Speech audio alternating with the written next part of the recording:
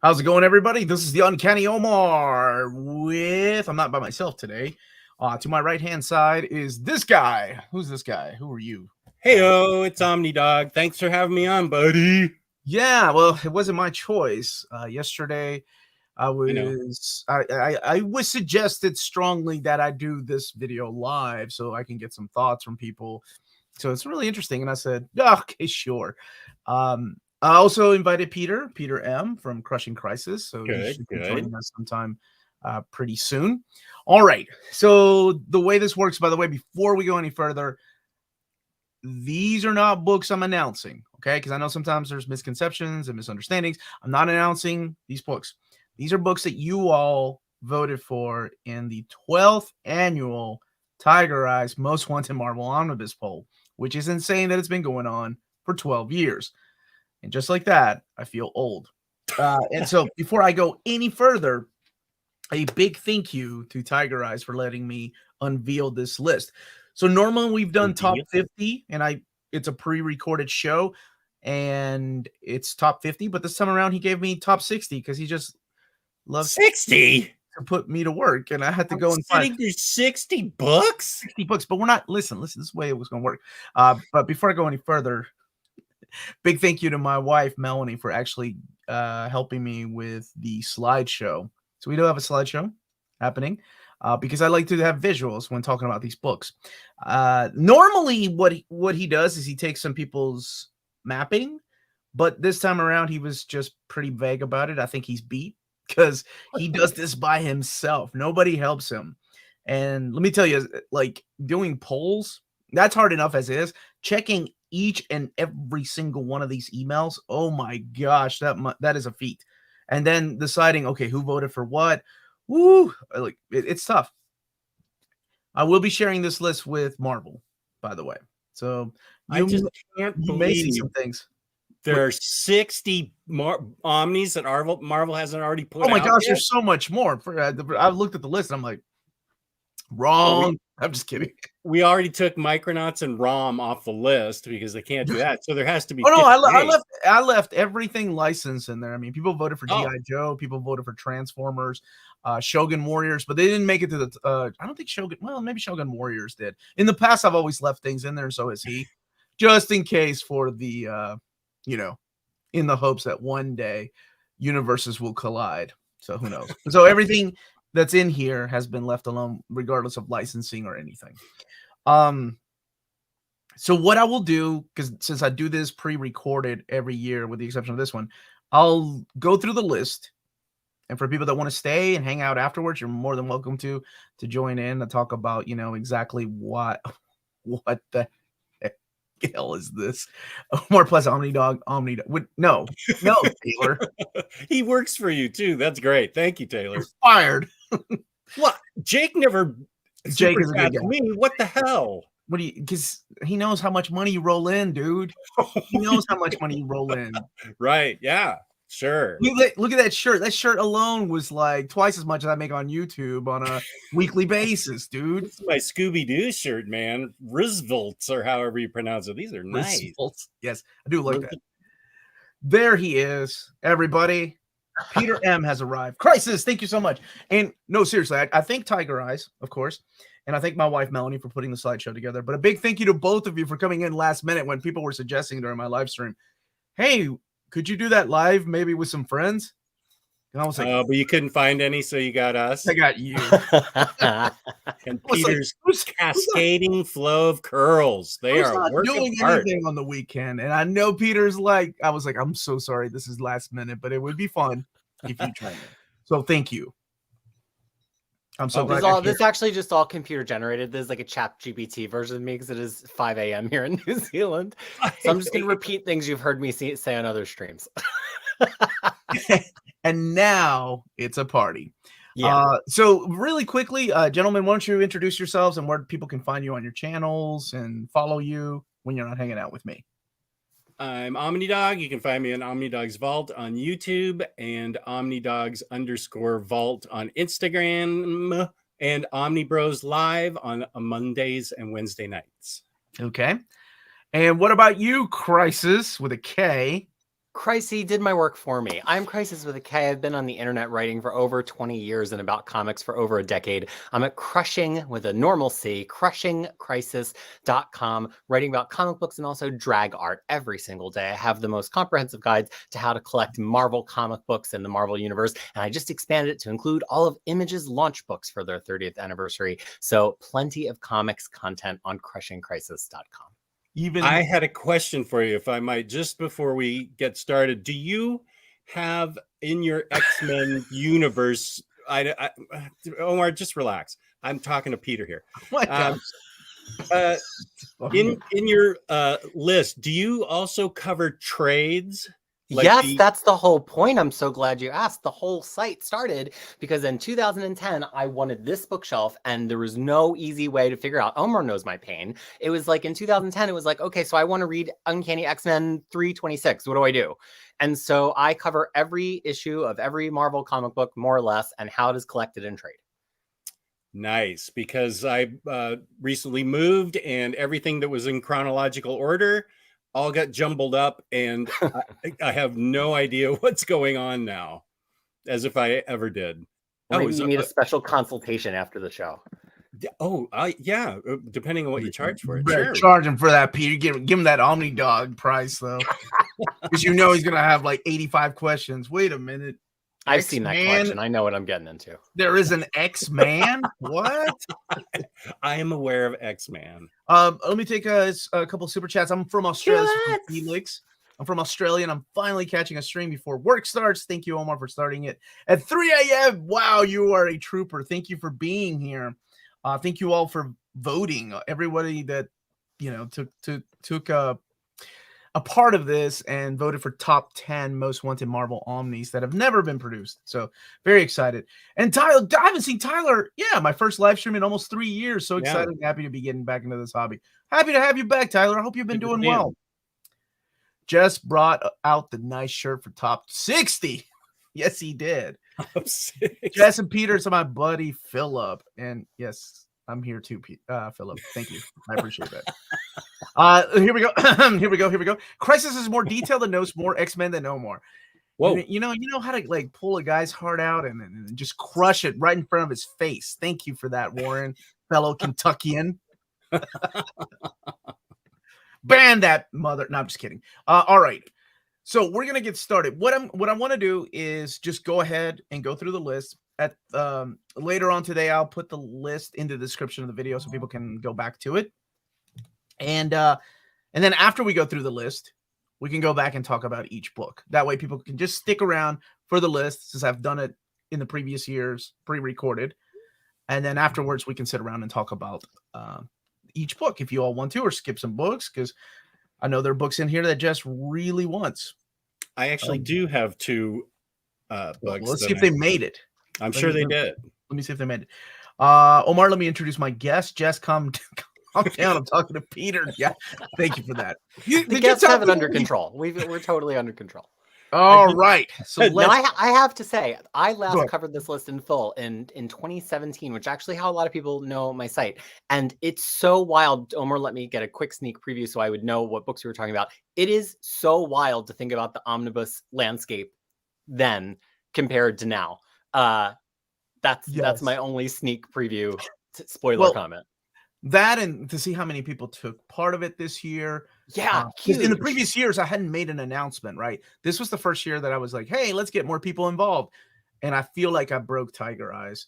Because I was telling Jess, like, he checks every single email. He's the one that puts it together. So, and he's got to translate all the votes. Somebody just says, like, I'll say a DC hero, Batman Volume 1. Like, what Batman? How many Batman? Which Batman? What year? And like Tigereyes does all that. And he's like totally anonymous. He's like V for Vendetta. I've been talking to this person on email for like a decade. I have not a clue of their identity, where they're located.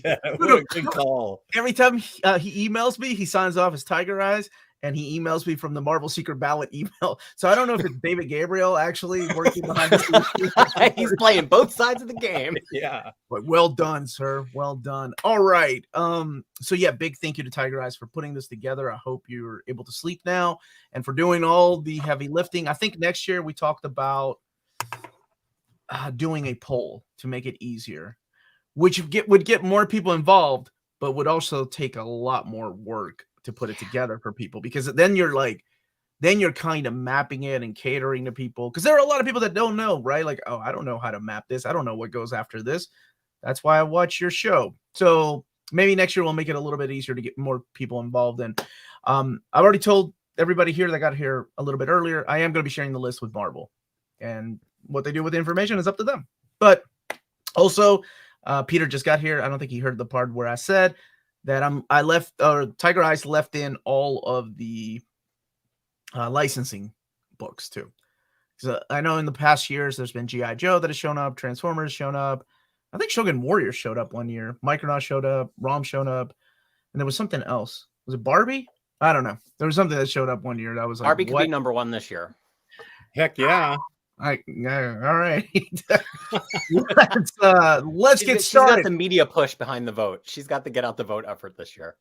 All right, we're going to start slideshow. And again, a big thank you to my wonderful wife for putting this together. The top 60 Omni requested Tigereyes poll results. That's very wordy. Good job, Melanie. 60. All right. 60. Number 60. This is a countdown, by the way. Welcome to the party. New X-Men by Colin Yost, which we will come back. We're going to go through the list first, and we'll come back and talk about these books. Just want people that are here to get the list. Ooh. Number 59, Doom 2099. No questions, Jess. What? No, I'm just kidding. What is it? What is it, buddy? This is actually a book I want. Wow. I've heard great things about this. Why is this 59 when it should be in the top 10? That's crazy. Because you didn't stuff the ballot box enough. Yeah. Jess. Wasn't you? I'm surprised this one's so low, but still in the top 60, saying a lot. Spider-Man Big Time. This, of course, is the Dan Slott era of Spider-Man, which follows up Brand New Day. Another one. This one surprises me that it made it this high. Star Wars Poe Dameron. People have asked me about this one in my comments, but I was like, really? Okay. Popular character. Number 56, Eternals by Gillen. One can only hope. Well, we know we're getting a Day of Judgment omnibus, so maybe. Felix is a big fan of Doom. Yeah. And yes, New X-Men. Actually, I'm sure Peter and I have a lot to say about that. I know I do, and I'm sure he does, and so does Jess. Spectacular Spider-Man already going in with Volume 2. This will be some double dipping, which we'll talk about a little bit later. The Incredible Hulk Silver Age Volume 3. By the way, my wife picked out some covers, and she did a really good job with some of these covers. I was like, Marvel usually likes to showcase the character big, and she's like, I got it. It was adorable. Uncanny X-Men by Bendis, but I think this is just X-Men by Bendis. So it would just be all new X-Men and Uncanny together. Yeah, they were very interwoven. Yeah, absolutely. This number 53 is Uncanny X-Men by Matt Fraction.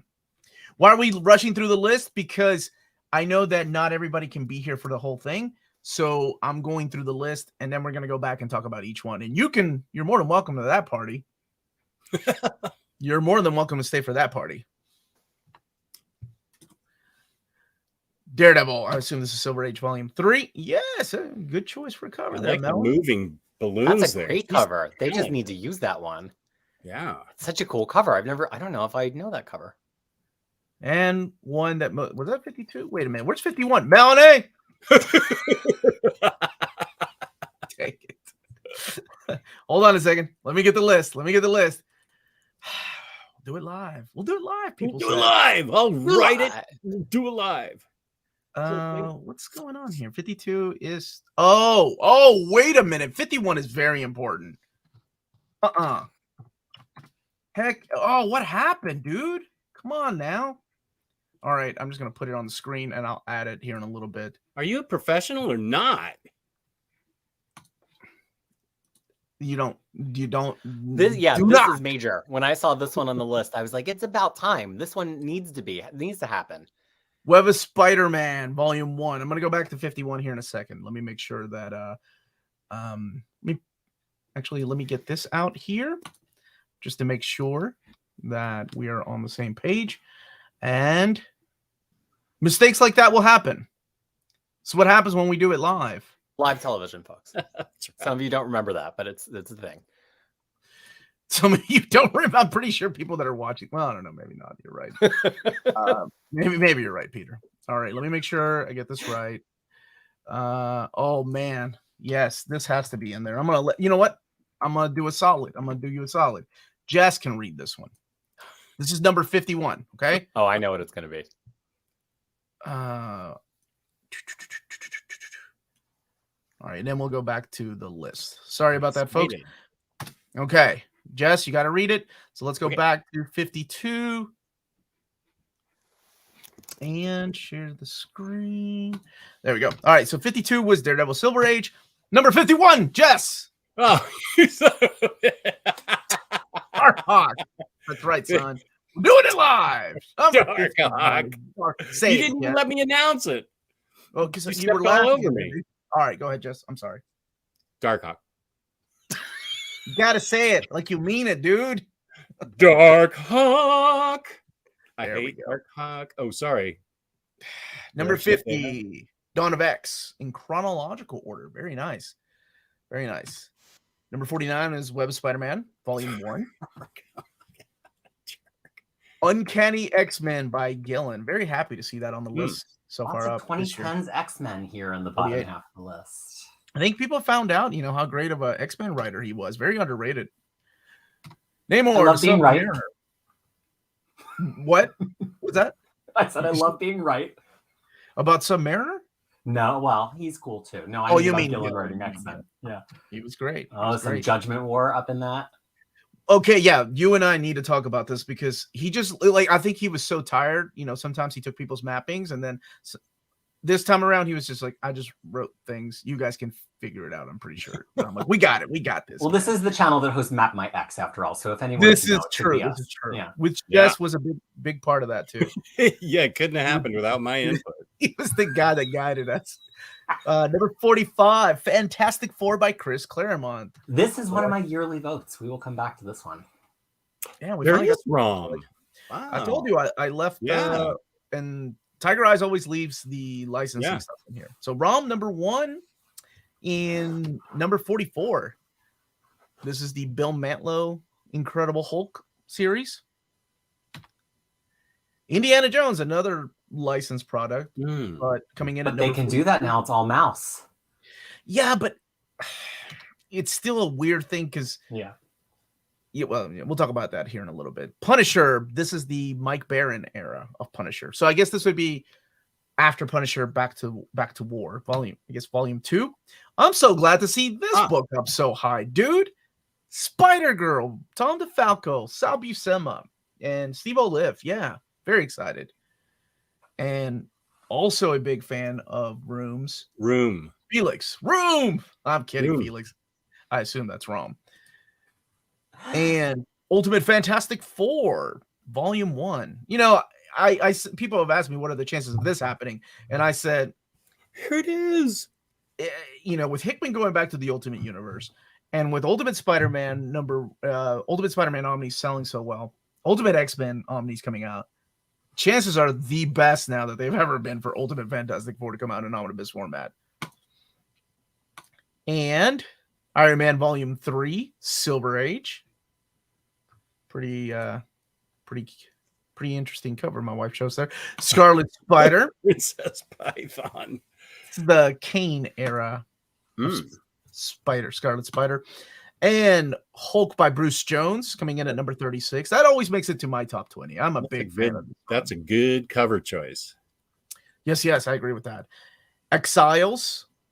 Even though David was in the chat a couple Saturdays ago and said Exiles is a no right now, but people are still trying.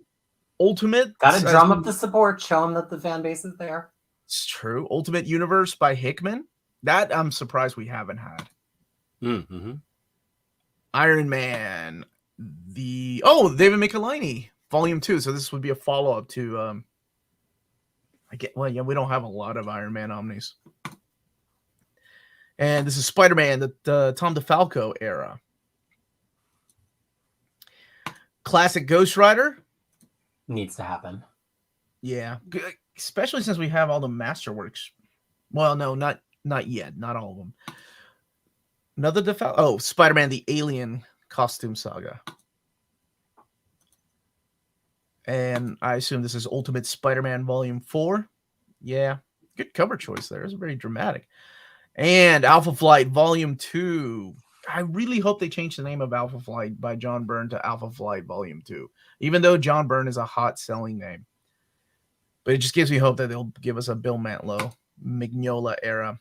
This Marvel Team Up Volume 1. People have been wanting this for years. Those are fun books. Coming in at number 27. Old Man Logan, number 26. And you know, if they collect that we're going to have to double dip with the Mark Miller, Steve McNiven, Old Man Logan, but we can talk about that. I don't know. That would be a big honker. We got to talk mapping. Yeah. Yeah, we do. Number 25, X-Men Road to Onslaught. And Doctor Strange, Volume 3. Yeah, the Steve Englehart era. Not collected. Oh, nice choice. Daredevil by her best friend, Chip Zdarsky. Fix is in. I know you just were. I know he was just on the channel. Fantastic Four, Volume 5. Gen X. So this one's high, man. This one almost made a top 20, brother. Top 20 for Gen X. I think this is as high as it's been on the chart. Iron Man by Matt Fraction and Salvador La Roca. Giant Enemy Crab is saying what he voted for in the chat. I assume this is the classic X Factor, the 1986 series. Baptism of Fire, the introduction of Rusty. Secret Wars by Hickman. It's been out in oversized hardcover, but it needs an omnibus. This was Punisher by Rucka. This is one of the ones I was going to push for. This is one that I add every year, just about. I love this run. Very underrated. One that I get people ask me about often. Civil War. Coming in at number 15 is the Steve Englehart era of Silver Surfer. And Moon Knight, I assume this is the 2011 to 2018. So this has a lot. Number 13, X-Force by Yost and Kyle. Kyle and Yost. I'll fix that. This is the Rick Remender era of Venom or Agent Venomnibus. New Avengers Volume 2 by Brian Michael Bendis. They'll be doing some double dipping with the Secret Invasion Omnibus. And yeah, this one was really high last year too. It was in the top 10. Star Wars by Gillen, Volume 2, or just Star Wars Volume 2.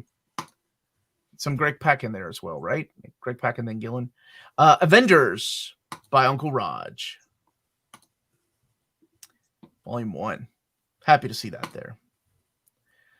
What's Spider-Man, maybe? Yeah, Spider-Man by Micheline and Bagley. Very nice. I can't wait to talk about this one. I'm curious how Peter would handle that one. Captain America by Mark Gruenwald. That's one I've been pushing for since I That's so wild to me that doesn't exist yet. Well, I mean, they just wrapped up Peter David's Hulk, so maybe we need to focus on some more writers like this, or Anna Nocenti's Daredevil. But jumping the gun there. X-Men Messiah Complex. Another one that people want collected. Warren trips me out. What the heck? God bless everyone for that New Avengers Volume 2. What is wrong with you, Warren? All right. Spectacular Spider-Man by DeMatteis. And that is the cover, if we can get a chromium cover. Amazing Spider-Man Volume 6. It's the Return of the Burglar issue. Dude, that's high. Like, I've never seen Danny Ketch Ghost Rider that high. Coming in at number 3. I remember that cover. Yeah, that cover is worth millions. I remember reading it back in the day. Wooden Messiah Complex. We'll be talking about these in a little bit, Giant Enemy Crab, but no. Some of his stuff would be there, and there'll be some double dipping. But speaking of, X-Men by Mike Carey. Number 2. Coming in at number 2. And the number 1, actually your number 1, because I didn't even vote. Your number 1 most wanted Marvel Omnibus that does not exist yet. This is a surprise. Inhumans. Daredevil by Nocenti, dude. Wow, it's finally time. What the hell? How did that get so high up there? That's crazy. Like, it surprises me how much these lists have changed over the years. Yeah. Now you know what I mean when I said that at the beginning, y'all. Like, used to just be X-Men, New Mutants, Pat Hulk. That was the guaranteed top 5 every single year. Maybe Ultimate Spider-Man 2. Uncanny X-Men 6 didn't even make the list. Like, there are books that I'm like, wait a minute, where's Wolverine 5? Like, it's crazy how much times have changed. Daredevil coming in at number 1. Nuts. Cody, next year, if this is a disappointing list, next year you need to make 10 email accounts, okay? And vote for whatever you want. I don't know what you want, man. Inhumans?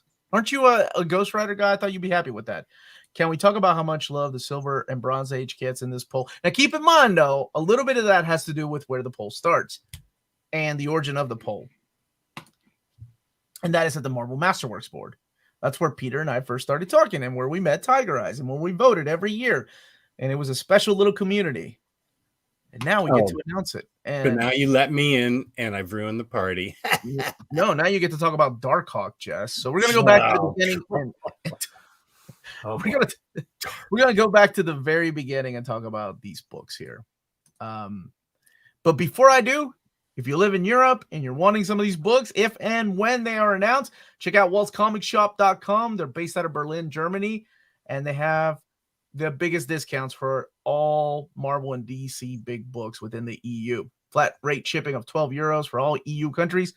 And all emails will be answered within 24 hours. waltzcomicshop.com. You can use the code nearmintcondition, all one word, at the checkout for free shipping for all EU countries with your first order of over €40 or more. And that's Waltz, really. What's happening here?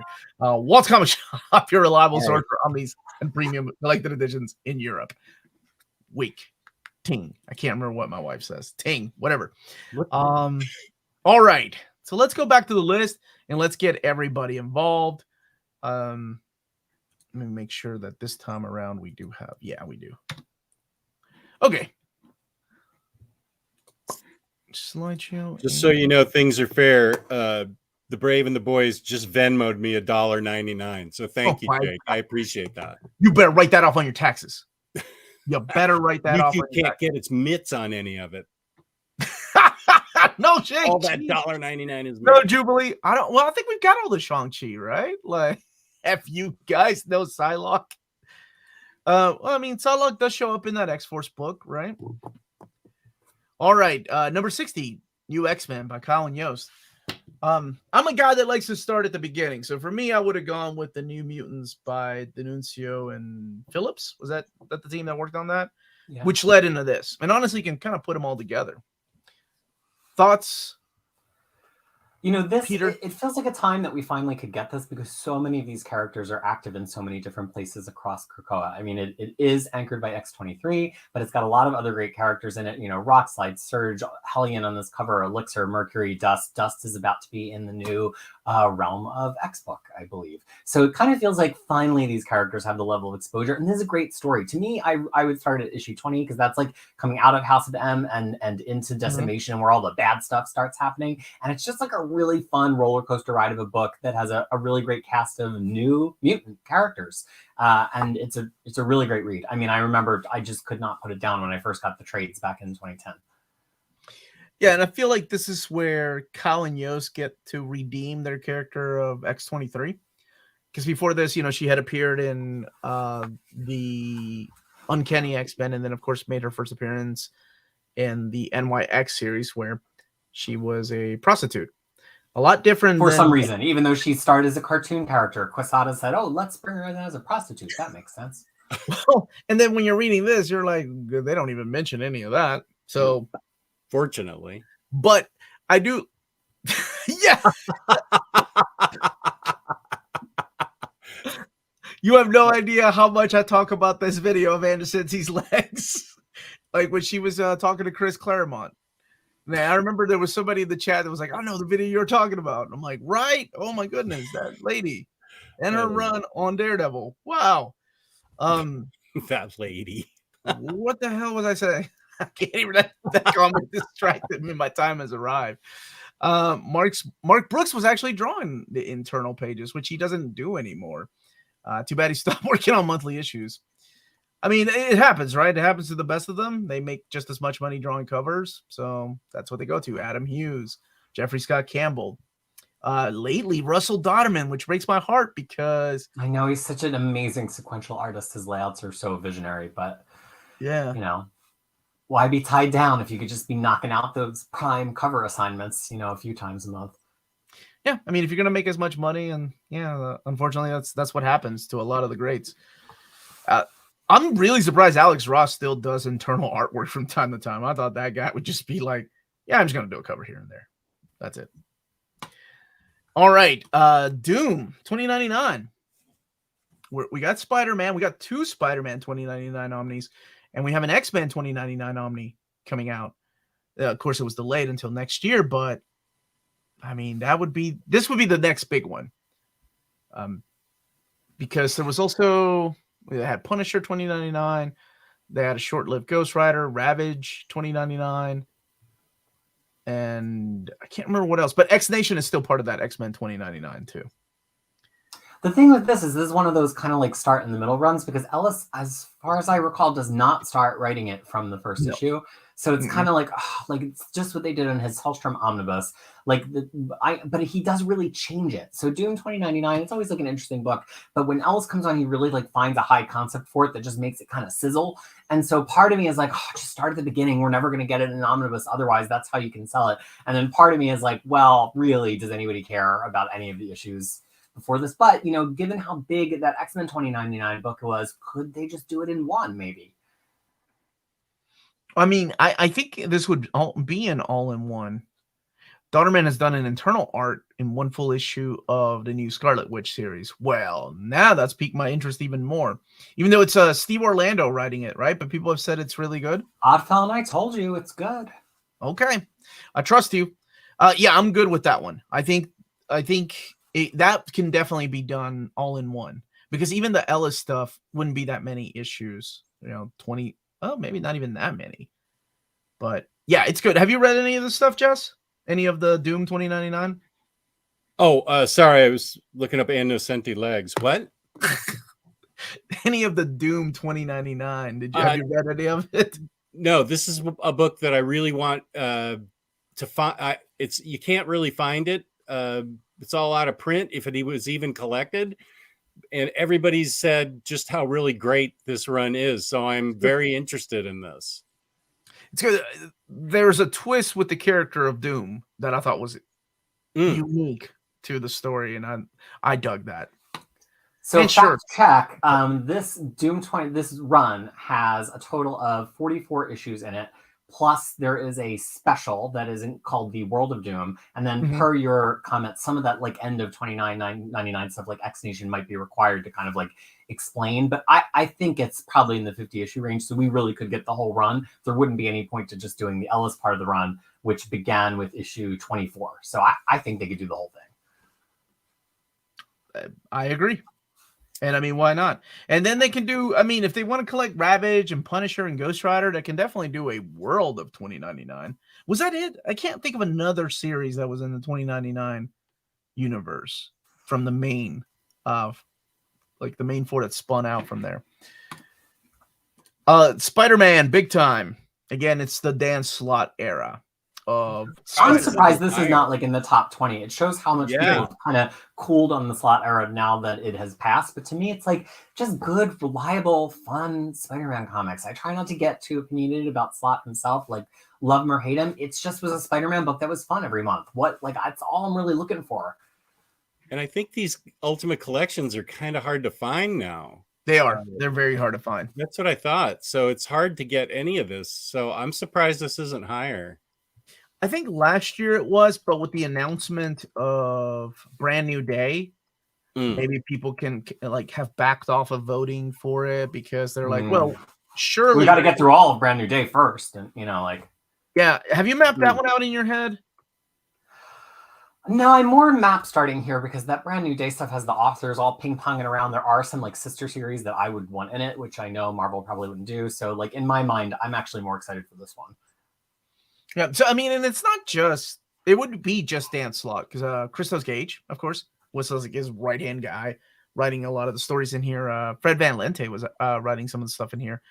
Humberto Ramos, this is when he becomes kind of like the big Spider-Man artist. Like they just get him to do it.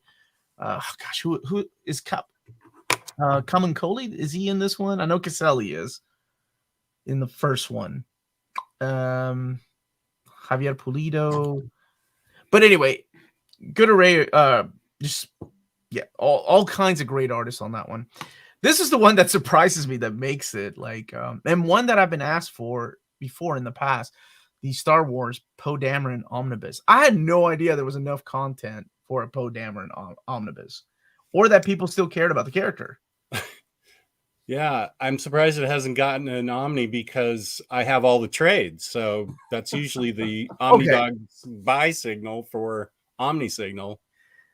I've not read a single issue of Poe Dameron, so I don't even know is it. Charles? I saw Charles Soule. Yeah. And Filmato art. It's good. I like it. What does it take place before the sequels, during the sequels, after the sequels? Do you remember? I don't know. I have it in my Star Wars guide in proper order, but I would need to go take a look. Okay. Thank you so much, Derek. Okay. I forgot about Hulk 2099. That was the other title. X Nation is going to be in X-Men 2099. And Fantastic Four, I don't even remember that one. That must not have lasted that long. No, it was a short-lived one. Hamza saying, I didn't even realize Poe Dameron's series was good enough to be on this list. I've never read it, but now I'm intrigued. Right? I haven't either.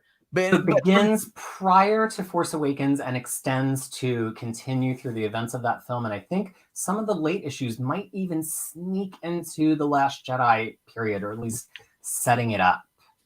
Okay, thank you all. Yeah, I see in the chat some people are saying the same. Poe Dameron is probably the last major gap filler omnibus from the sequel trilogy, episodes 7 through 9 era, and it is a blast to read. Well, dang it, now I'm curious about it. I've never read a single issue of this. It's quite good. And it's 30 issues and a pair of annuals. Enough for an omnibus. Eternals by Kieran Gillen. Yes, I agree with this. It's so good. It's so good. It's the only Eternals that I actually like. Like, I've tried. Even Neil Gaiman couldn't get me into Eternals. I thought, oh man, if Neil Gaiman can't get me into Eternals, I guess that's a lost cause. But the run after him was pretty good too. It's it's the two brothers that did Carnival. Cannot remember their name. Is it Charlie maybe? But anyway, big fan of this one. Big fan of this one. Love the artwork. It's Azad Ribbage. If they do make it, I say that they'll probably double dip with Day of Judgment, the X-Men Eternals Avengers crossover. At least the event has to be in the omnibus. Yeah, because this book on its own would be pretty slim. I mean, there's the 12 issues of Eternals that came before that, and then there were 3 one-shot issues that kind of fit into different parts of the run: Thanos Rises, Celestia, and The Heretic. So that we're only still talking about 15 issues. And then there was kind of like a non-Gillen one-shot called Eternals Forever. That was just one of those like, hey, let's throw in a one-shot that anybody could pick up. All this is popular. But still, we're talking about 16 issues. So that's a pretty slim omnibus. Pretty slim omnibus. That's why I say Day of Judgment for sure in there. But it's so good. Especially if you like Hickman's X-Men Krakoa era. This is almost like a sibling to that. The concepts are really similar, and Gillen plays with a lot of themes that he winds up bringing with him into the X-Men line when he comes back for Immortal X-Men. So if you're really like a Hickman X-Men truther, you will absolutely like this. It's thematic, it has data pages. It's thematically very similar. I haven't read this. I was hoping the series would continue a little longer. Know. Me too. But sadly, it did not. So, all right, Spectacular Spider-Man Volume 2. You want the bad news first or the good news? Good news is it made it in the top 60. I guess you get the good news first. Bad news is this will do some major double dipping with Spider-Man by Roger Stern. Roger Stern. Yeah, major double dipping. This could take us all the way to issue 79 is the way that I've had it mapped in my head, pretty much following the Masterworks, the first or the second batch of Masterworks, so 4, 5, and 6. But you would be double dipping with a lot of Roger Stern in here. So I think the question just is like what's the last time they reprinted that Roger Stern omnibus? Like now that Marvel is really getting more into like let's just do everything sequentially, does it matter as much anymore that we have some of these old favorite omnibuses that cross runs now that they're kind of pushing through things in a straightforward way? Only David Gabriel truly knows the answer. Yeah, you're right. I mean, now that we're getting so close to that Avengers by Roger Stern, odds of that one being reprinted again are pretty slim because we're getting closer to Amazing Spider-Man Volume 6. You mean Spider-Man by Roger Stern? Yes. Yeah. And we're getting closer to Spectacular Spider-Man too. And it sucks, but they know people will buy it for those missing issues. And it's just it's the same thing with X-Men, right? It happens and we're going to see it happen with X-Men with Uncanny 5. So. Well, we're talking about a double dip, but the Stern Omnibus has issues 43, which is where this one would pick up through 61, and then it continues through 79. So half of the Omnibus would be freshly omnied material. And maybe they hold on one more year for Volume 7 and they do a 4 Masterworks.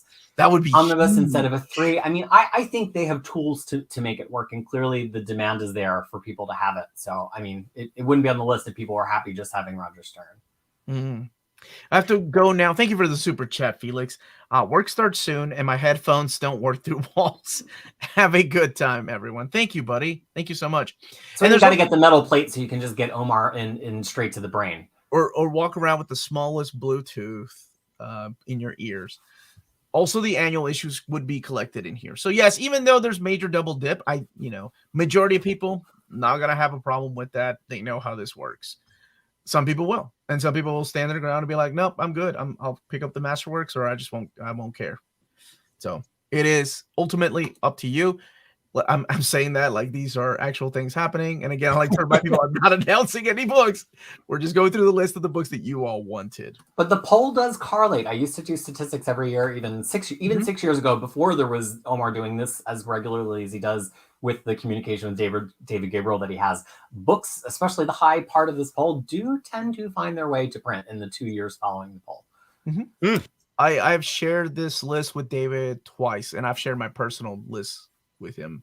Well, since we started talking, and my personal list is very similar to this. Like, there's books in here that are going to be on my list, and vice versa. Incredible Hulk Silver Age 3. That's another one that I'm surprised it made it to the top 60, considering Silver Age 1 had such a hard time selling out. And what the heck? How is this guy even allowed to get away from the desk to work? He just called me and I told him what we were up to, and he said, "You're gonna owe him. You're gonna owe the IRS an extra 10 Dude, G." I think that guy is gonna get me arrested. Some good potential releases for there for me. I can't stand the pointless writer books though. Just release the sequential volumes and you get the writer's runs. So the creator centric books were very important, very crucial to Marvel's beginning of Omnibus, because that's what people bought based on name. And now we've moved from, at one time, this is crazy to go back and think about this, but at one time they were afraid. Afraid, maybe not the right choice of words, but selling a volume 1 was always a good thing. Volume 2, you're starting to lose sales. Volume 3, sales have dipped a lot. Volume 4 was unheard of back then. So what they did was like, okay, we'll just release things by creators. People really like John Byrne. Let's go ahead and give him like a, Alpha Flight by John Byrne instead of a volume 1. Or the same thing happened with Spider-Man by Roger Stern, or Daredevil by Frank Miller, because it would be years before we'd even get to that era of Daredevil. So I'm just glad that was, for new people, they don't have to worry about that stuff. They're like, oh, why would you even pick up that stuff? But for us that have been in the game since the beginning, we didn't have a choice. We thought that's all we were going to get. And I know Peter was there with me when Uncanny 1 was the only Uncanny X-Men Omnibus we had. And then they announced a Dark Phoenix book. And I came so what close. Are you doing? And I came so close to buying that Dark Phoenix book that I was like, but surely there's going to be a volume 2 one day. And I held my ground, and a couple of years later, they announced a volume 2. And it's crazy to think about times like that, because now people, when they see like a Dark Phoenix 3 or Phoenix volume 2, they're like, oh, I can get that somewhere else, or I'll just wait around. Now that mentality of waiting is there. Back then, we didn't know. Well, no, I mean, especially as I go to revise old guides on Crushing Crisis, because some of them are from like 2010, 2011. And at the time, it was like, if there was one issue that was like outside of the range of whatever the last omnibus or whatever, you would buy anything. You would be like, oh, that one's in Marvel Weddings, so go get the Marvel Weddings trade. Yeah, Jeff remembers this. You would like go get the Marvel Weddings trade and put that on your shelf. And then there would be like a gap. And so you'd have like 2 single issues. And then you'd be like, oh, but then there's like X-Men by Paul Smith. And that'll have some of the next issues. And you would just build your shelf like a puzzle. Like now we're also spoiled because we're like, I'll just wait for that next omnibus to come out. But that's what the collecting game was as recently as 2014. Like it's not a long time ago. And some people's bookshelves still kind of represent that kind of like piecemeal puzzle work sort of approach. I would do the same thing with my reading orders on my videos. I would be like, and the only place that you're going to be able to find this is the Acts of Vengeance omnibus. Right. Or the Cloak and Dagger volume 2 that has Uncanny 205, and now that's finally coming out in omnibus format. Yeah, that's just where we were. Are we gonna get to see your list, Omar? Yeah, my list usually comes out in July. That's when I do it, because I have the unfair advantage, if you will, of getting everything from David ahead of time all the way up until July of next year. I just haven't recorded those videos yet, so I have to announce those first, and then I'll make my own list of things I want to see. Because if there are conspicuous absences from Omar's list, we'll be like, oh, why wouldn't Omar right? Like, wait a minute, Omar would have voted for that. Why isn't that on the list? And then everybody's gonna start rumors. Darkhawk, no, Omnibus is coming. Darkhawk always makes my list. X-Men by Bendis. Actually, let's go back to that. I want to talk about that. Jess, you've read this. This is the X-Men that you liked, right? Let's see.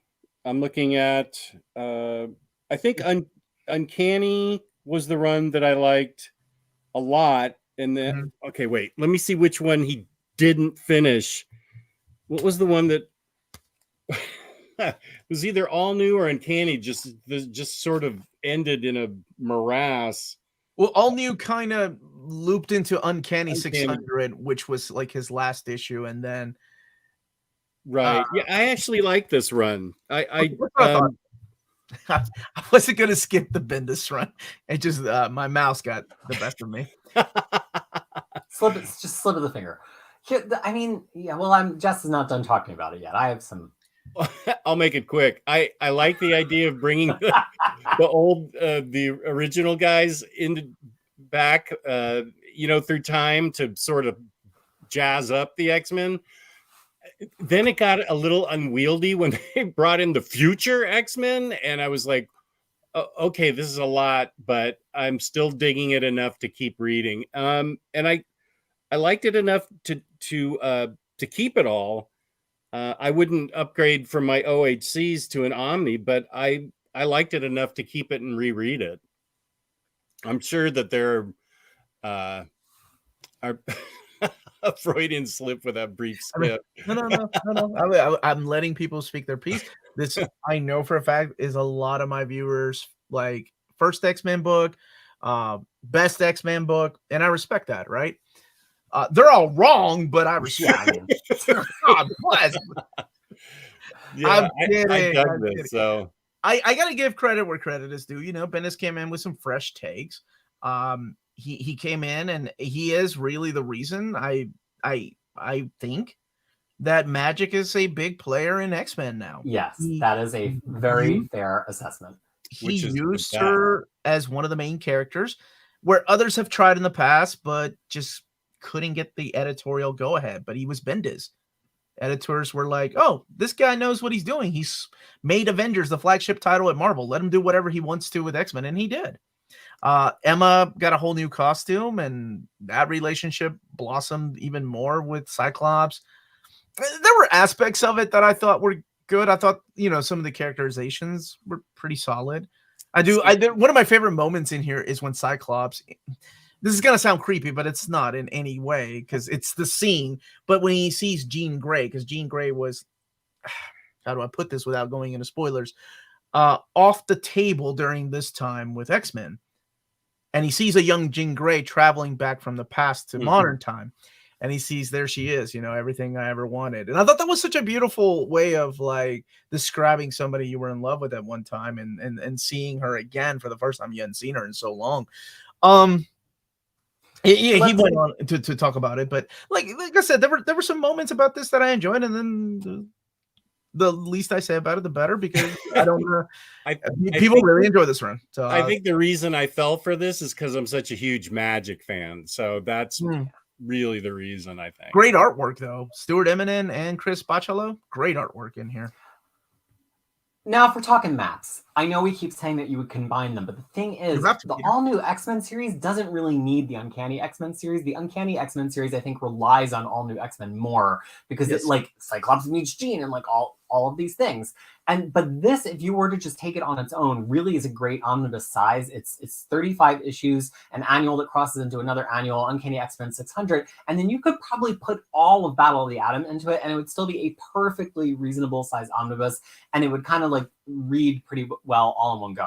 The reason people are saying, oh, why wouldn't it have all new X-Men, or could it have all new X-Men, is Bendis wrote both titles the whole time, and all new X-Men coordinated very, very tightly, sometimes on like a panel by panel basis with Uncanny X-Men for a lot of the run. But I just don't think it would be satisfying to read that all new run with all the Uncanny issues inserted, because the all new X-Men just have their own arc that doesn't really need this series.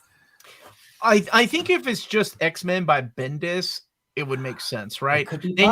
Then you have all new, and you have what, 12 issues of all new before you kick off Uncanny, and you could make these into 2 omnis, right? I mean, what you could do is put Battle of the Atom in there, and you could put the complete Black Vortex finally somewhere outside of the long out of print OHC. You can put that in there. You can put the crossover with Guardians of the Galaxy in there. So yeah, I think it fits in really nicely into 2 omnis. That's the way I've had it mapped, but you and I can definitely do a Map My X on this. Yeah, and if you want to hear us argue about that more, vote for your next Map My X.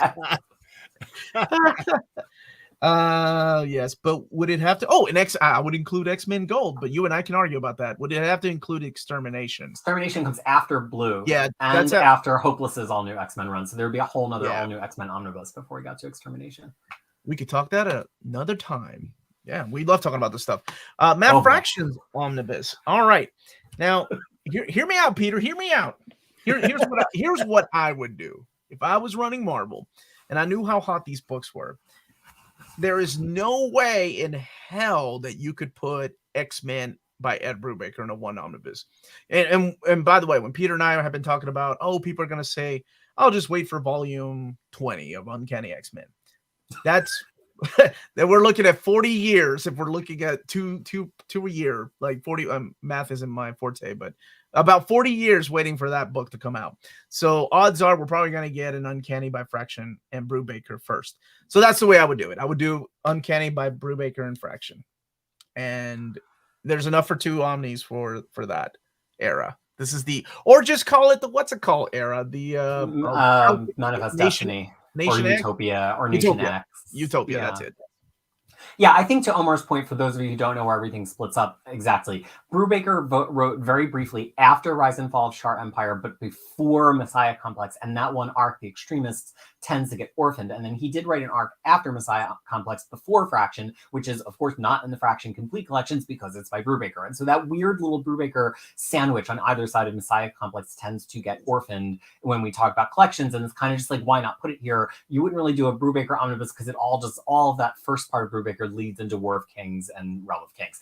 The one thing I'll add is I think it's funny to use this cover because Gillen was secretly co-plotting at this point on 526 because Gillen authored of the Generation Hope characters. And even though this is in the Fraction Complete collections, I actually think of everything after Second Coming as being Gillen because it is all the themes of Gillen's book. So personally, I would cut it at Second Coming. The first half would be Brubaker and Fraction. And then everything after would be Fraction and Gillen. But vote for your favorite map by X, and Omar and I will put on our boxing. Oh, we will argue over this. Shout out to Melanie for all the perfect cover choices. She did a lot of research. I'm really proud of her. That's my baby. Omar, do you think we'll get a Fabian Nicieza X-Men Omni, because we need one, and I can't wait for the regular Omni. Yeah, the regular Omnis will take years to get there too. I don't know how they're going to handle that, honestly. That is an excellent question that I don't mind asking. Chris, the stream is going to be 3 hours at this current pace. No. We're going to keep it right at 2. We've already talked about all the books. Now we're talking about each individual one. So if you just want to rewind and go back to the list, we just did that, and I'll put the list in the description of the video once this video is done. We just love talking about these things. So I knew that if I didn't break it up like that, people would not sit here and watch us talk for 2.5 hours about these things. Daredevil Silver Age 3.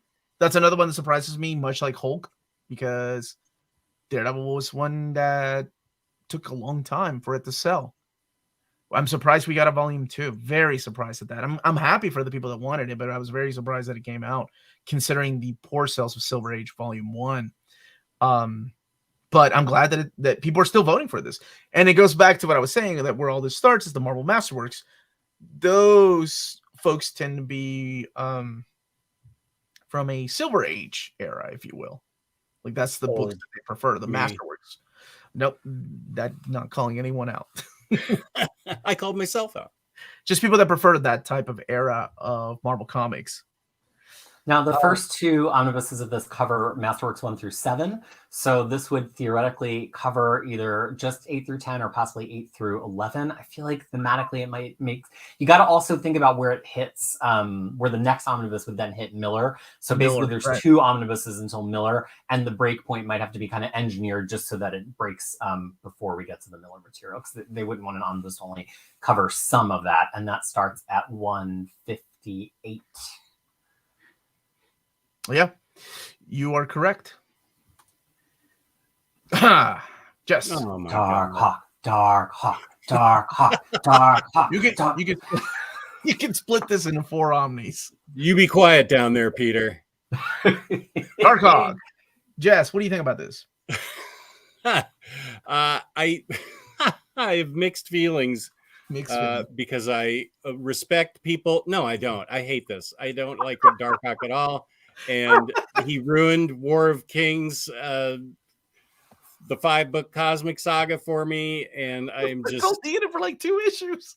It just crashed and burned the whole thing for me, and I just am not a fan of any of this.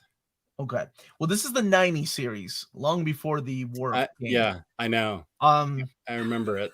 I think I made it. I made it into 1 omnibus because I think it only went 50 issues, a couple of annuals. I mean, you could throw in a couple of crossovers, but with the book like Unbeatable Squirrel Girl and Avengers versus X-Men, they can make them big enough that 50 plus a couple of annuals isn't that big anymore.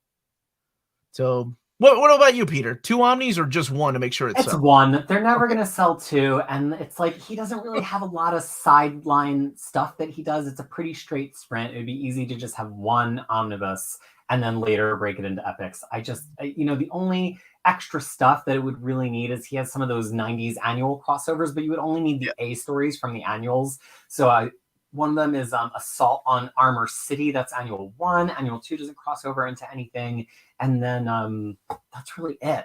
So I really think you could get in and out of this under 60 issues, and we all know that is possible. And good Lord, why would you take on the responsibility of marketing a Darkhawk Volume 2? That's insanity. Just do it all in 1. I mapped it out to 1. I agree. I think issue 50. I think there's just a really good chat from Ted, Marvel's answer to Blue Beetle, and I think that's actually pretty apt. Yeah, because he had a diamond, not a scarab. He had like a diamond that would give him that armor. It's just 90s goofiness, but I loved it, man. Mm-hmm. More so than Sleepwalker. Dawn of X in chronological order, and this would be fun to map. But I think it's gonna be a while, because David did say that this one here is not anywhere near their on their radar. Mainly because they're waiting for the entire era to end. Once they have the entire era, they might have an idea of how many omnis it would take and how to properly map them. So I'm, I get it. And I kind of thought that would be the answer, just because we've got the anthologies coming out. They're still nowhere near.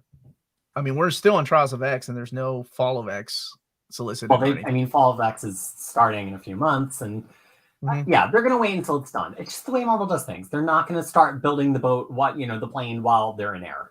But we'll get there eventually. I like that analogy. Nice. I was getting confused between plane and air and ship and Theseus, and I was getting a little confused. It worked out though. Yeah. It's a seaplane. Web of Spider-Man Volume 1. I see this happening. Out of all the Spidey books, I think this one might happen. It's just me. I don't know anything, Even looking at the list, like, I can tell you it's not in there, but I can see this happening soon. Just because it's time. And it's one of those books that doesn't really need the other two, Amazing or Spectacular, for you to enjoy it. It was kind of doing its own thing. The only problem is that there's no epics of it yet, which is not unheard of, and there's no masterworks. So it'd be a straight up like restoration job going to omnibus format. Yeah, that's the only thing. I'm like, do they have the appetite to start an omnibus for this when they could start an epic or masterworks instead? I honestly, of all three of the series, I probably in this period really might enjoy Web the most. I really like those early Web issues. I think they're fun. A lot of the Alien saga, suit saga plays out here. But I just don't know how feasible it is, but that's why it's on the poll. People want it. Now they know. Okay, so the problem with this, so they're saying, it doesn't have a masterworks first, or it should have one first. This is 1986. We still need books like Alpha Flight, and they still haven't done that yet. And I've announced all the books. Where the heck did I stop? Until June of next year, or maybe July of next year, 2024. And if Alpha Flight is nowhere near there, then they're nowhere near Web of Spider-Man. So if we're looking at that, and if you want them to start the Masterworks first, you're going to need at least at the very least, the first 2 or 3. Then you're looking at about maybe 3-4 more years before Web of Spider-Man Omnibus Volume 1. I say it happens before then, but I guess we'll see. Just it's a Spider-Man title, and it's in 1985, so closer than I thought, but still. Next up is Spider-Man by Gillen. Spider-Man. I mean, it's only 5 a.m. for one of us. I've been working on videos all day. Have either of you read this? I know that Peter and I are big fans. Well, I guess Peter has. Jess, have you read this era? I haven't. I have. Well, they were in chronological order, but now, yeah, actually, I'm looking at it right now. I have the trades. Mm-hmm. And that's one thing that is on my list of X-Men stuff that I want to read this year is Gillen's X-Men. I've heard a lot of good things about it. Do you have the AVX Omnibus? I do. Okay. So no. I have. I'm sorry. I have the AVX oversized hardcovers. Okay, that contains about half of his run, because that would be the problem with this one. Oh. But I know what Peter's going to say. So Gillen's run starts, so there's that 20 issues of Uncanny X-Men, right? And when people say Gillen by Uncanny X-Men, they're often thinking about that Uncanny X-Men Volume 2 that started in 2011, and the back half of it is entirely contained in the AVX Omnibus. But Gillen started writing with 534.1 and 535 of the prior Uncanny X-Men volume from 1963, and wrote 10 or 11 issues there. Plus, there's kind of like some sideline stuff. If you look at how his complete collections are mapped, it also has his Sword miniseries in there as well. And then there were some supporting miniseries that he didn't write but coordinated with, like Magneto, Not a Hero, and X Club by Simon Spurrier. So there are plenty of ways to make this omnibus worthwhile, even if you have the AVX omnibus. And then, as I said earlier, I would actually start at 526 to take some of the weight off the Fraction omnibus. So like there's room. It would not be a big double dip. I thought that's where you were going to go. Generation Hope. I would add that in there since she was a big right, because it's also by Gillen, and where else is it going to go? So I mean, there's a lot of options. Mm-hmm. Yeah, so I mean, they could do it. I mean, but there is no denying that you're going to be double dipping heavily if you have the AVX omnibus. It's just a thing. Number 40. For my money, that was the best X-Men got from after 1985 is when Gillen was writing it. Wow! Now Like, write me about it on Twitter, where all the X-Men violence. Oh man, what about Fabian's run? Oh, we can talk about that. Not as good as Gillen. Submariner, the Silver Age. This has been epic, but it's been epic, really interesting because they've done a volume 1 and a volume 3. It's got beautiful artwork by Gene Colan, and I would not mind this at all. And it's, I mean, really, truly beautiful. And they're fun comics. Like Submariner, I don't know, sometimes the Silver Age stuff feels like a little bit more modern to me, storytelling-wise, than some of the storytellings that was happening in the other Marvel books, possibly because it was like more epic under the sea, kingdom on kingdom stuff, instead of like, oh, there's a robber, he's dressed like a frog. You know, it's just like feels a little deeper than some other, which I love too, don't get me wrong, but like it just is a little bit more epic, more like Thor, less like Spider-Man or Daredevil.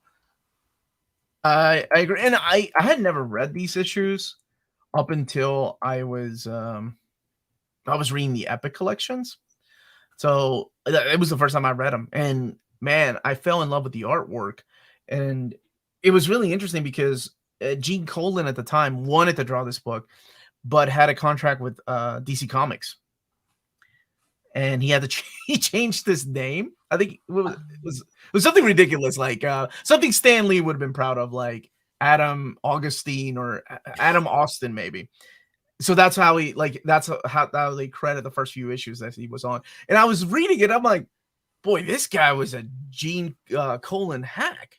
He's trying to be like Gene Colan. And then I read I think it was the Afterwards by Ralph Macchio. I can't remember where I read it. I'm like, oh yeah, that makes more sense.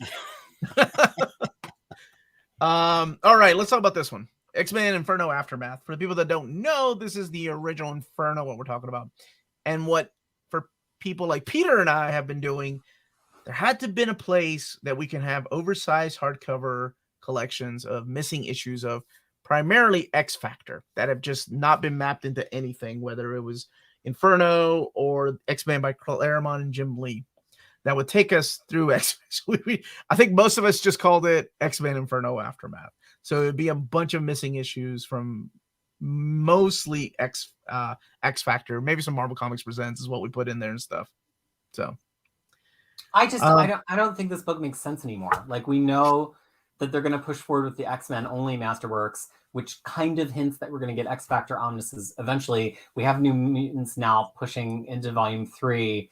Mm-hmm. I just don't know if this is really a map anymore. I think they're probably like Uncanny X-Men Volume 5 really changed a lot of things. So in the way that I thought about Omnis, right? Like, because before I was like, well, surely they'll do this and this. This will map straight to this. And Uncanny 5 changed the game, and it answered a lot of questions. And even though they tweaked it for us, just so we could be happy at matching it up to Mutant Massacre, we knew that things like this would just, you're right. I don't know if there's a place for it anymore, because this would eventually be what Classic X Factor Volume 3 is what we're looking at, probably, maybe 2, depending on how big they make Classic X Factor 1. If they make it, I don't know. Thoughts, Omnidog? I have none. Yes, I love it. I have none. Zero. Because yeah, we're looking. I mean, this would be either volume. I mean, unless if there is a volume 1 one day, if they make it 50 issues, then this would be a volume 2. But I'm thinking this one might be a volume 3. Yeah. I mean, News Police Channel that's what it could be. If you want to throw that back up on the screen again, that's because I know Omar and I have gone back and forth over where do you put those New Mutant issues that come after New Mutants Volume 3, and like that is the argument for having this book. Yeah, I just feel like with the possibility of an X Factor line, it's a hard sell. And we have a New Mutants Omnibus Volume 3 coming, knowing that there's going to be a Volume 4 one day. So things like this have almost been, I hate to say it, but it doesn't need it anymore. But would I still get it? Hell yes. Oh my gosh, it's X Factor. Yeah, the Day of Judgment. Oh my gosh, yes. Fantastic Four by Chris Claremont. You've been a big pusher for this one.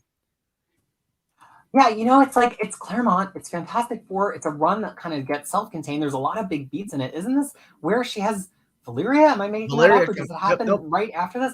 And it's for a while Right. there weren't even complete collections. Now there are after the past 3 or 4 years. But like I got this prep for binding actually because I was like, when is it going to happen? It just seems like such a no-brainer. It's a perfectly omnibus sized run. The Raka is on the art on all throughout the run. It's just it fits. It's perfect. Do it. I would. You know me, I'm a completist, so you'd have to go with the Hero's Return. So I would have to have those Lobdell issues in there.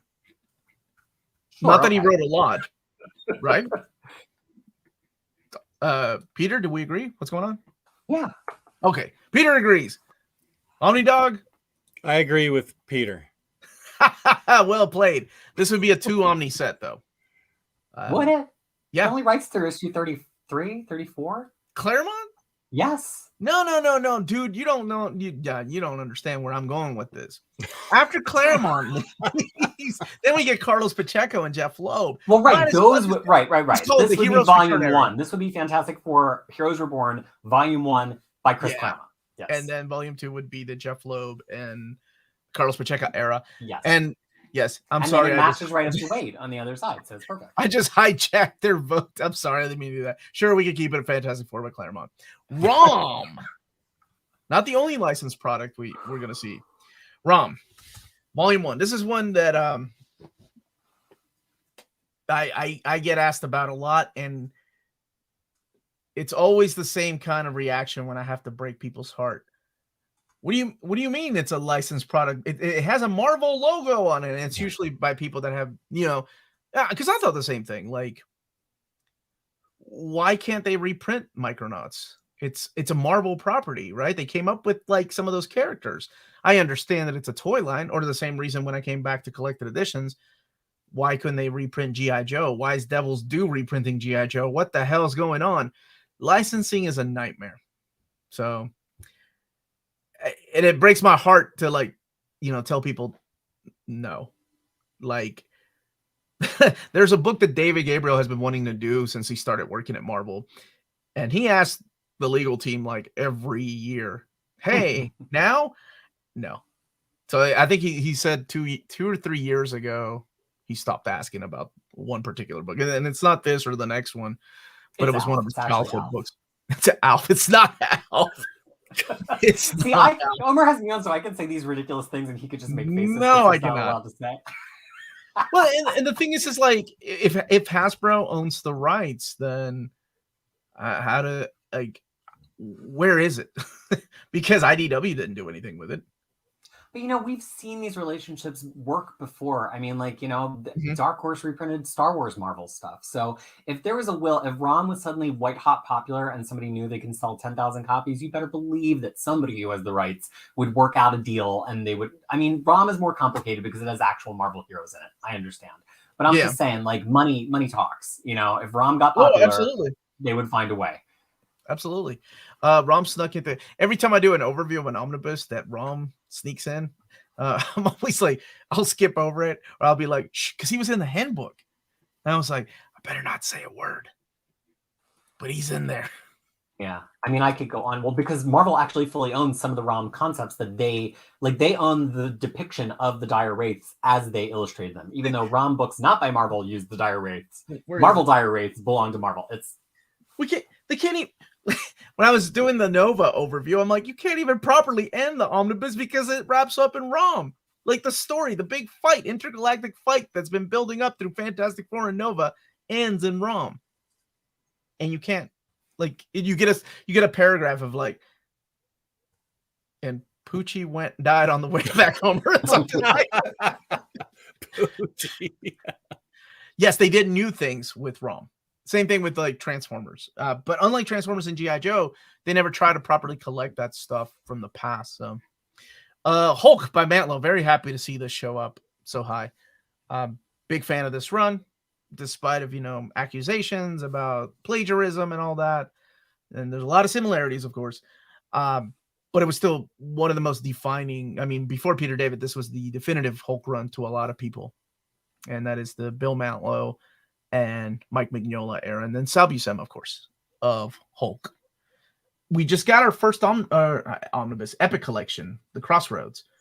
because these were kind of proto epics before, like right before the epic line started. They did this is another one that they'll have to skip. Yeah, they'll have to skip an issue because Rom shows up in one issue to solve some problems. But anyway, yeah, I would be all over this. This is great. Look at that cover by Mignola, man. Still, I love that cover. Same. Indiana Jones. Now, this one has a better chance than licensing because it's Lucas, but it's still. Correct me if I'm wrong. Is it still partly Paramount? Oh God! Because I know Fox acquired it, and it's got that weird Hulk thing, right? Like Hulk is still. For the longest time, we heard why the MCU couldn't do a solo Hulk movie, and that was because it was partly Paramount, something like that. But honestly, surprised it made it this high too. Number 42, Indiana Jones, and I'll be honest, I've never read any of this stuff. Well, how could you, unless you're going to go hunt in bargain bins? Like, where are these even?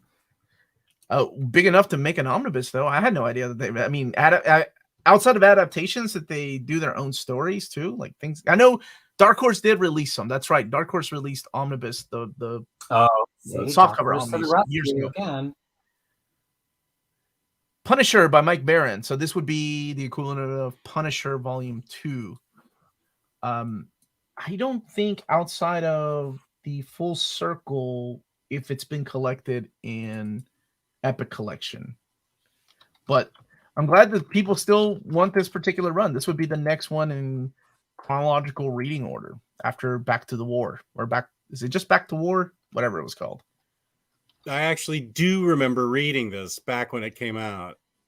And I remember liking it a lot. This was 90s, right? Mm-hmm. Late 80s. This was 80s. Yeah, late started. Mm-hmm. This was the first issue. I remember getting that covered because I thought it was going to be worth a lot of money too. Klaus Janson did a lot of the artwork early on, but Baron wrote it for a long time. I mean, I think he made it to issue 50, if I'm not mistaken, maybe even more than that. Yeah, I remember really liking the first 10 issues, especially this. Mm-hmm. There were some solid stories in there of Punisher, and I also enjoyed during that time Punisher War Journal. Yeah, Dennis Cohen did some of the artwork in Punisher. Bill Reinhold. Yeah, I mean, if they threw in some stuff like original graphic novels, yeah, this could go on. I remember Eric Larson doing some artwork in there, and Wills did a lot of. No, Punisher War Journal was Jim Lee, and I think Wills did some Punisher by Mike Baron. In terms of epics, it's actually well covered at this point. It starts Circle of Blood. The first epic has issues 1 through 10. Also, the ongoing. Then there's a Kingpin Rules Volume 2 that is 11 to 25, and they've and then there's a volume, or that's volume 3. Yeah, so it's already been covered in epic, which awesome. Makes it fair game, right? Like we've got it in one format. It's been a couple years. Like it's time. Yeah, I would be all over that. That was my Punisher growing up. And number 40, very happy to see this so high up in the list. The only character out of the what was it called? The Marvel 2 universe? M2. Yeah. Because you had like Kid Juggernaut, Kid Thor. But anyway, Spider-Girl coming out, man. Yeah, that would be great. I'd be all over that. That's also on my list to read this year. Do you have the trades? I have the 4, complete collections. Yeah, that's what I have. Sadly, those are discontinued, but hopefully we'll get some kind of modern epic collections of them. So they can wrap up that series. So you mean after the 4th complete collection, I'm going to be left hanging? Yeah, it doesn't wrap up with those 4. I think there's 2 more, maybe enough room for 2 more. I haven't quite mapped those out, but this would definitely be at the very least 2 Omnis. It's big enough. Thoughts on that, Peter? Yeah. Nay, no thoughts on Tom DeFalco's run. Ultimate Fantastic Four, sure. I'm glad people enjoyed it. Wow. I wasn't a fan. I mean, you had Warren Ellis and Mark Miller, right? And Brian Hitch. But I wasn't the biggest fan of the Ultimate Universe, though. I just whatever. This did introduce the concept of the Marvel Zombies. So you can thank Ultimate Fantastic Four for that. But a lot of people really enjoy this. Obviously, a lot of people really enjoyed this because it made it to the number 39th slot. Thank you. Peter, you look like you're ready to talk about Ultimate Fantastic Four. Tell me about it. No, I'm truly not. No, I we know my attention really flags once we get out of the 616 universe, but this did hit deluxe oversized hardcover in full.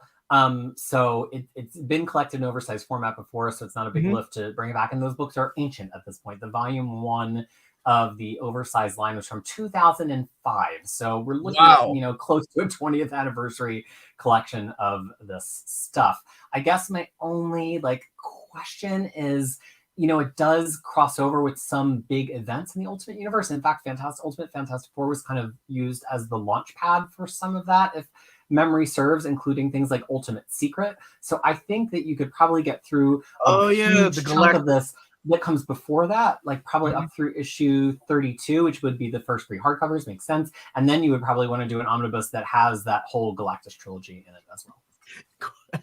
Courtney, at least Ultimate Sue was hot. You know who was hot? Ultimate Aunt May. I said what I said. Melanie always busts my chops about that. I was like, are you reading an Ultimate Aunt May page? Iron Man Volume 3 Silver Age. What? Number 38.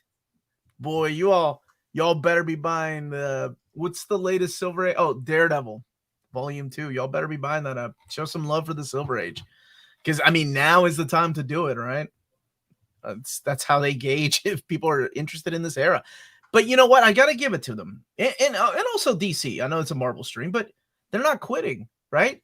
We talk about the low sales of these things, and they're still like, you know what?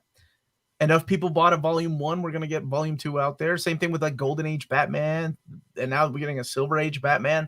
So it's like they do care. They do care in a way about their fans. They do care. You really care. They do. Whatever, Silver Age and Ultimates, but I'll take Silver Age over Ultimates though. Jess, did you ever read that stuff? Any of the Silver Age Marvel? You were a bigger DC guy. Yeah, I read enough to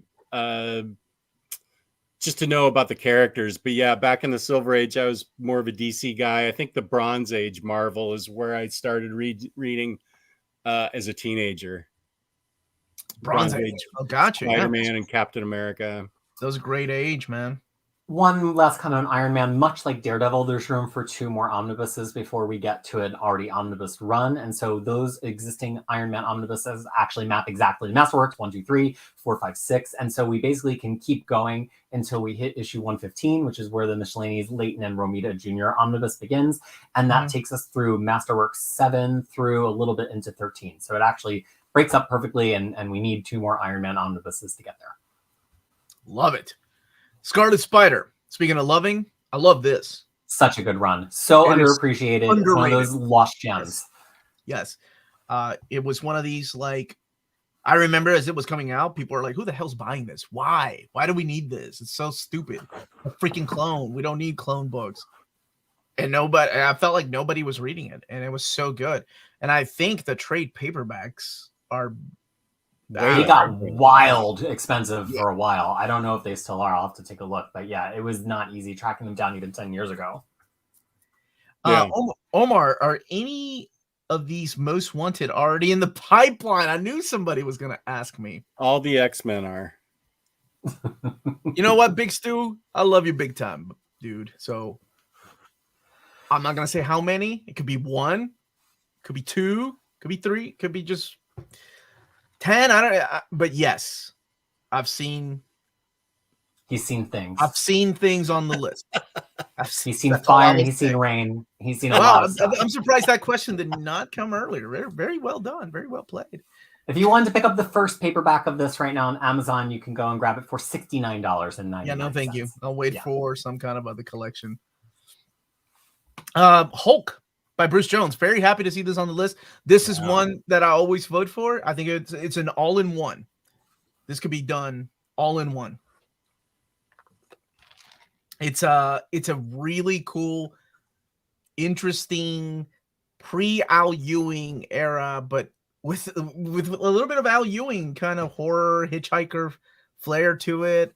I really enjoyed this. And keep in mind, Jones does come from like a horror background. Like he wrote a lot of creepy and eerie stories. So I was very, very, very happy to see this at number 36. Have you guys read this run? I don't know if you guys like it or not. I feel like Peter has, because you've written. No, I had to have my good friend Zach Raberoff guest on my channel when I was talking about this run because it is a blind spot for me. I had to have a special guest. It's good.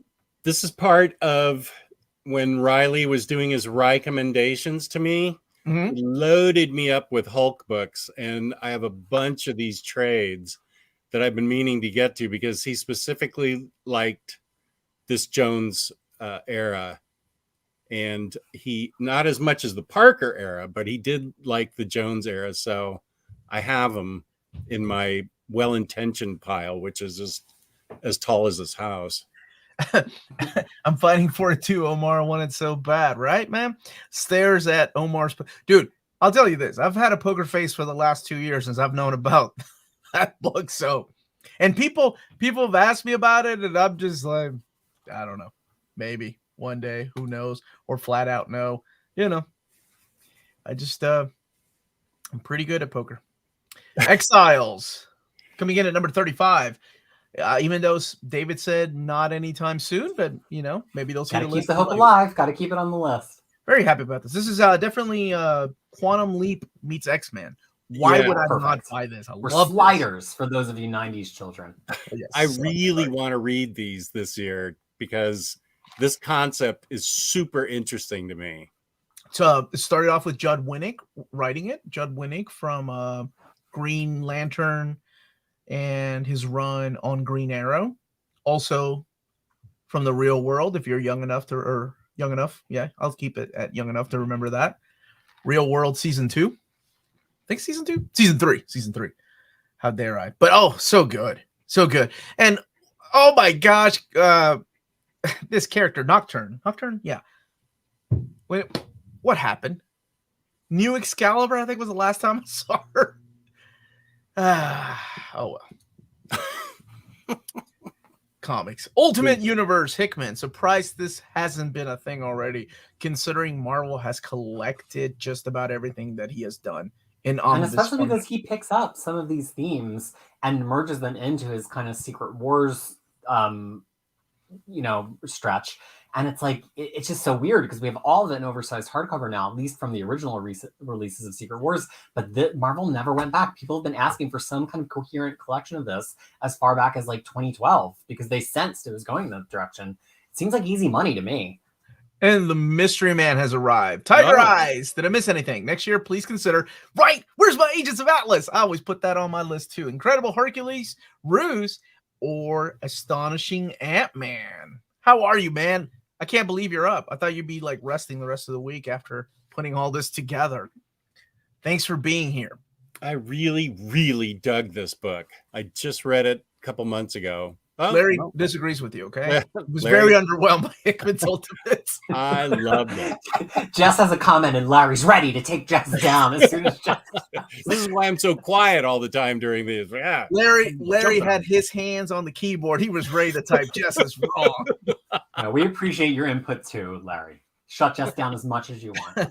The Ultimate Universe side of Secret Wars Omnibus would be great.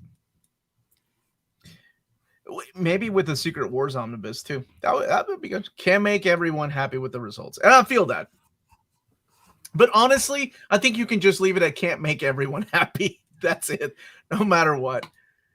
But thank you again for this. All right. Iron Man by Micheline, Volume 2. That's another one that surprises me. But Marvel was really smart about doing what they did.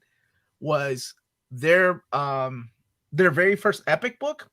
Just celebrating 10 years, by the way. I can't believe it's been 10 years since the Epics have been out. Getting older. Was a follow-up to the Omnibus by Micheline and Layton and John Romita. Yeah, and they kind of like set the tone with that. They were like, these Epics are going to collect the things you want that don't quite map onto the Omnibuses, but if you're an Omnibus fan, it's worth it to get these two. Now, of course, they're both kind of separate burgeoning worlds full of their own releases. But at the time, that was the sell, that it was a way to fill in around your omnibus.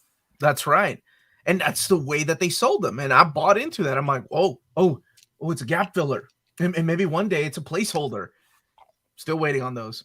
Yes, Tigereyes is king. Thank you so much. People are saying thank you so much for this, Tigereyes.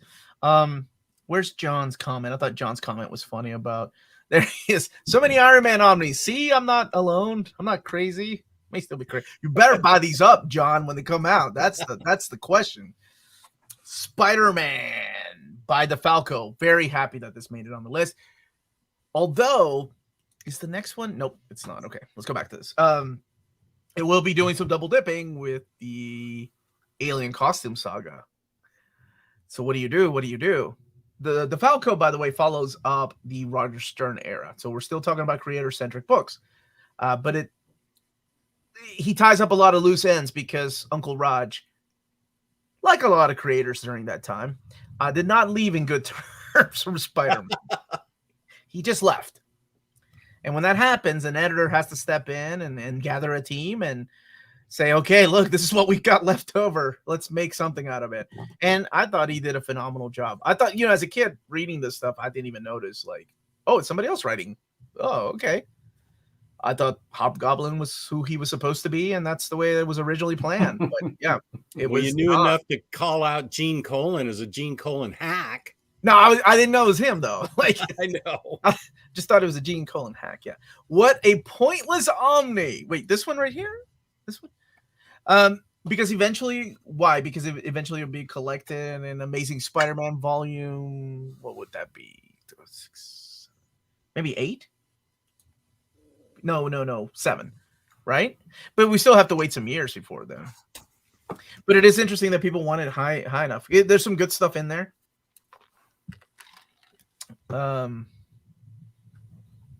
Would take you all the way to map it directly to the David map right. David Micheline, Todd McFarlane omnibus. So it's a good it's a gap filler. I know. I tell you what. I mean, I'm sorry, I can't remember who said it was a pointless omnibus. It might seem like it, but there are people that would buy it. And some of those people would still double dip with a volume 7 or 8, Amazing Spider-Man 7 or 8, because that's just the way some of us are.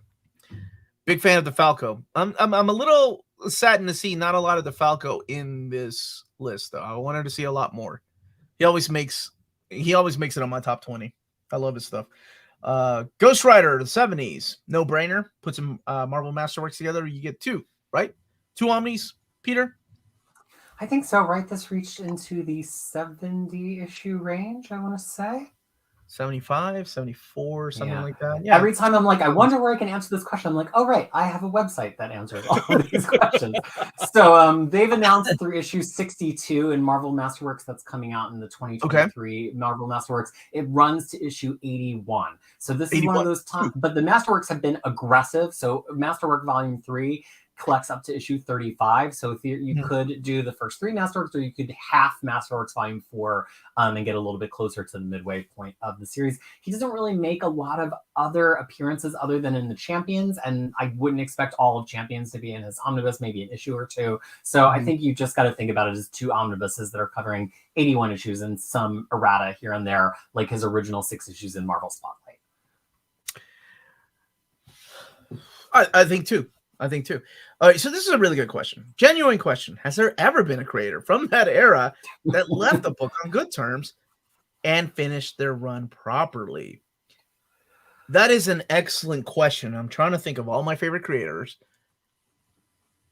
I'm trying to think of I love John Byrne, but I don't think John Byrne has ever left a book without making someone mad. I mean, well, it was kind of the nature of the beast back then, right? It was like people just didn't leave books. I mean, people ran for like 30, 40, 50 issues. And so it was like, if you were going to leave, especially at the like 30 issue mark, it was probably not going to be a happy parting. That was just the nature of things.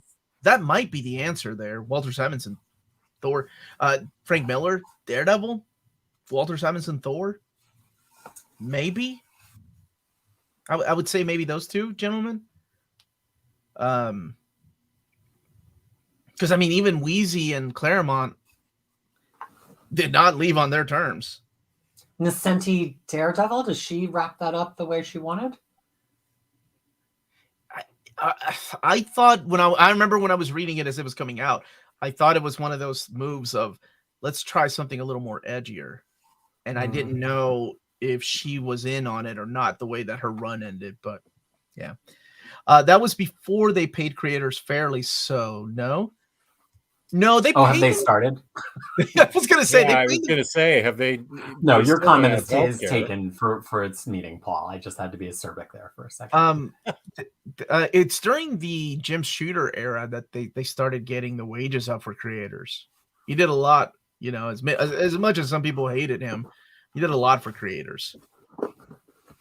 But yeah, that era of comics, I don't know, I can't think of, besides Daredevil by Miller and maybe Simonson, but Thor and Spider-Man Alien Saga. This is another book that has been collected in trade paperback, and it would be one omnibus if you put two of the complete collections together.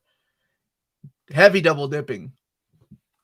Once they get to Spectacular Spider-Man Omnibus, once they get to the Tom DeFalco era of Spider-Man Omnibus and Web of Spider-Man. Yeah.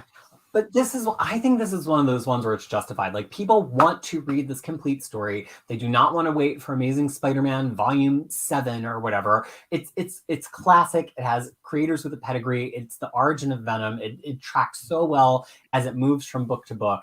And those trades, it's been a while. And even as the Epic collections cross over some of those issues, which the Ghost of the Past Epic does, it's not going to have all the same material because it included Marvel Team Up, it included Spectacular Spider-Man, it included the beginning of Web of Spider-Man. So this is one of those rare double dips from like, it's worth it. The people who want to read this are not the people who are waiting for all those omnibuses to exist on their own. Right. I think of Venom, right? I think Venom is a prime example of books like this.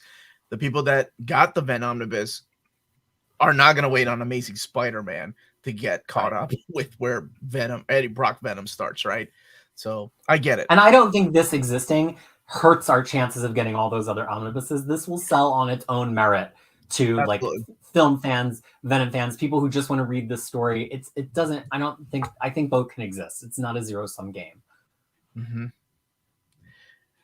Let's move on to, we're in the 30. Oh boy. Number 29. First 90 minutes, we got through the first half of the list. I knew, that's why I went through the list first. I knew this would happen.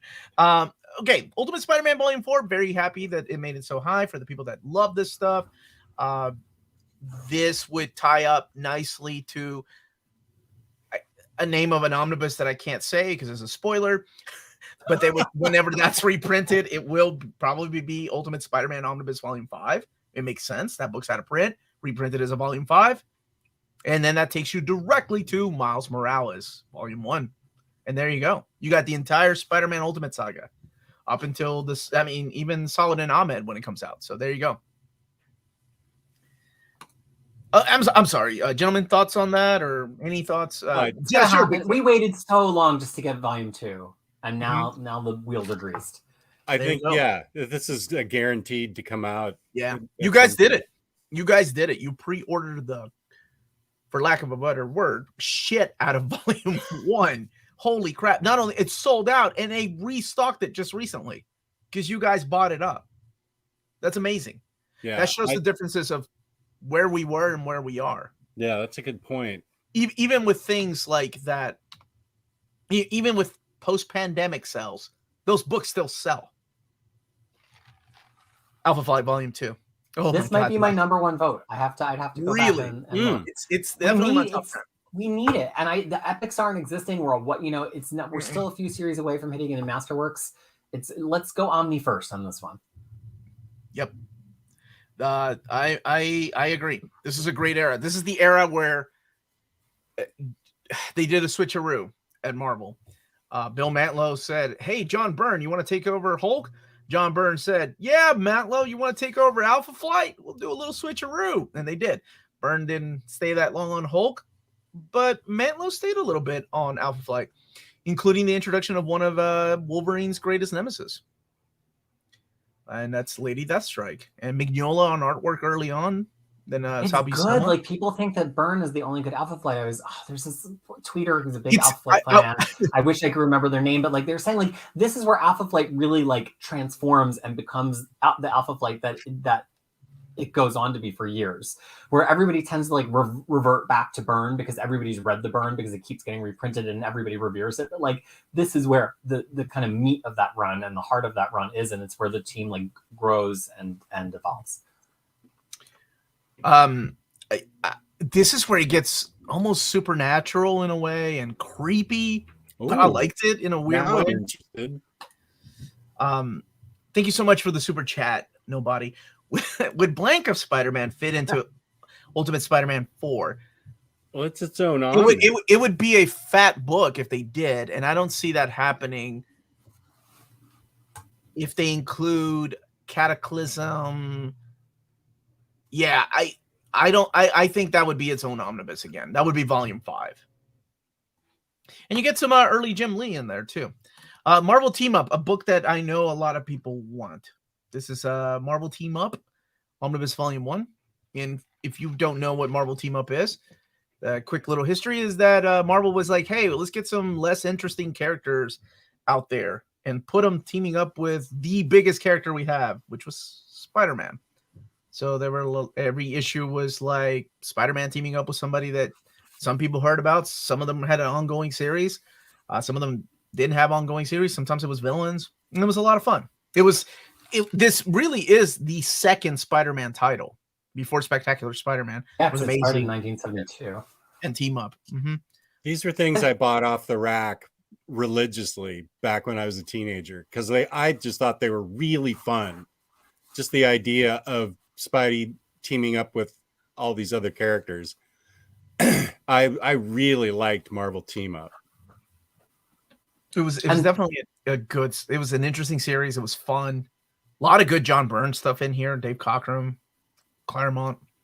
And a lot of the fun that I think people don't realize if they've never read it is it's not that they were all one-shot stories. Sometimes it would be the same storyline across 2 or 3 issues, and he would just trade team-up partners. Like the first one would be like the Human Torch, and then at the end of the Human Torch issue, they'd be like, but it's the Wasp unconscious in this coffin. How did she get here? And then like the next issue is a team up with the Wasp, and it's really just, it's a lot of fun.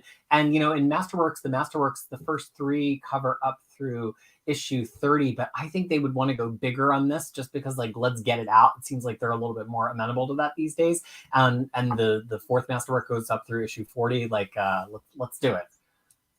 I would 100% get this. I have fond memories of this book. My man, Jess. All right. I love it. All right, Peter, we ain't got all day. We can't argue over this one. So you got to agree with me. Where's the root beer bath, Jess? Get the root beer. What? No, I loved Old Man Logan. How dare you? I'm with Peter. I've never been a fan of Old Man Logan. I have an opinion, and now I'm getting stepped on by both of you. Hold on. No, Jess, take it away. Omar and I have it, but this is a list for people who love these books, and we don't. So, Jess, talk about Old Man Logan. Now, keep in mind, this is the ongoing series, right? Ongoing, not. But that would be what Peter and I would get an argument about. What do we include the original Miller and McNiven in the omnibus, or keep it in the Wolverine by Miller omnibus? What do we do? I think you would include it because it informs this run even better. So you get an idea of where the first seeds of thought came from. Wolverine being old and alone in the desert and stuff with all the whole gang and everything after him and stuff. I thought it was a really interesting take. I loved Mark Miller's story about it, and I think you'd have to include it because this series, it informs this series. Okay. If you do include it, I say this is a two Omni. You include Dead Man. You include Dead Man Logan, the Ed Brisson run. All together. Yeah, there's a lot. I mean, so because it starts in Secret Wars with Bendis doing a 4-issue series in Secret Wars, then right, then Lemire takes over, for a pretty big hunk, and then from Lemire takes over Brazan, and then Brazan ends it in Old Man Logan. So overall, even if we don't include the original Miller stuff, I think we're talking about a total of 66 issues. So you gotta split it into, and it's Wolverine. Where it's Wolverine, we know they're gonna stretch it out to 2. Okay, this is a legit question: is Lemire stuff better than Miller's stuff, which I passionately dislike? I have issues with Miller stuff, and that's for another day. I liked Lemire stuff a little bit more because it dove into, it's so ridiculous, right? Because it's a guy from an alternate future living in the past. So his flashbacks are of this alternate future. So his flashbacks are of something that hasn't happened yet. And there are a couple story arcs where that's all it is. It's just flashbacks of that happening. And this is also during the time where he was part of the X-Men Gold, right? Was it X-Men Gold?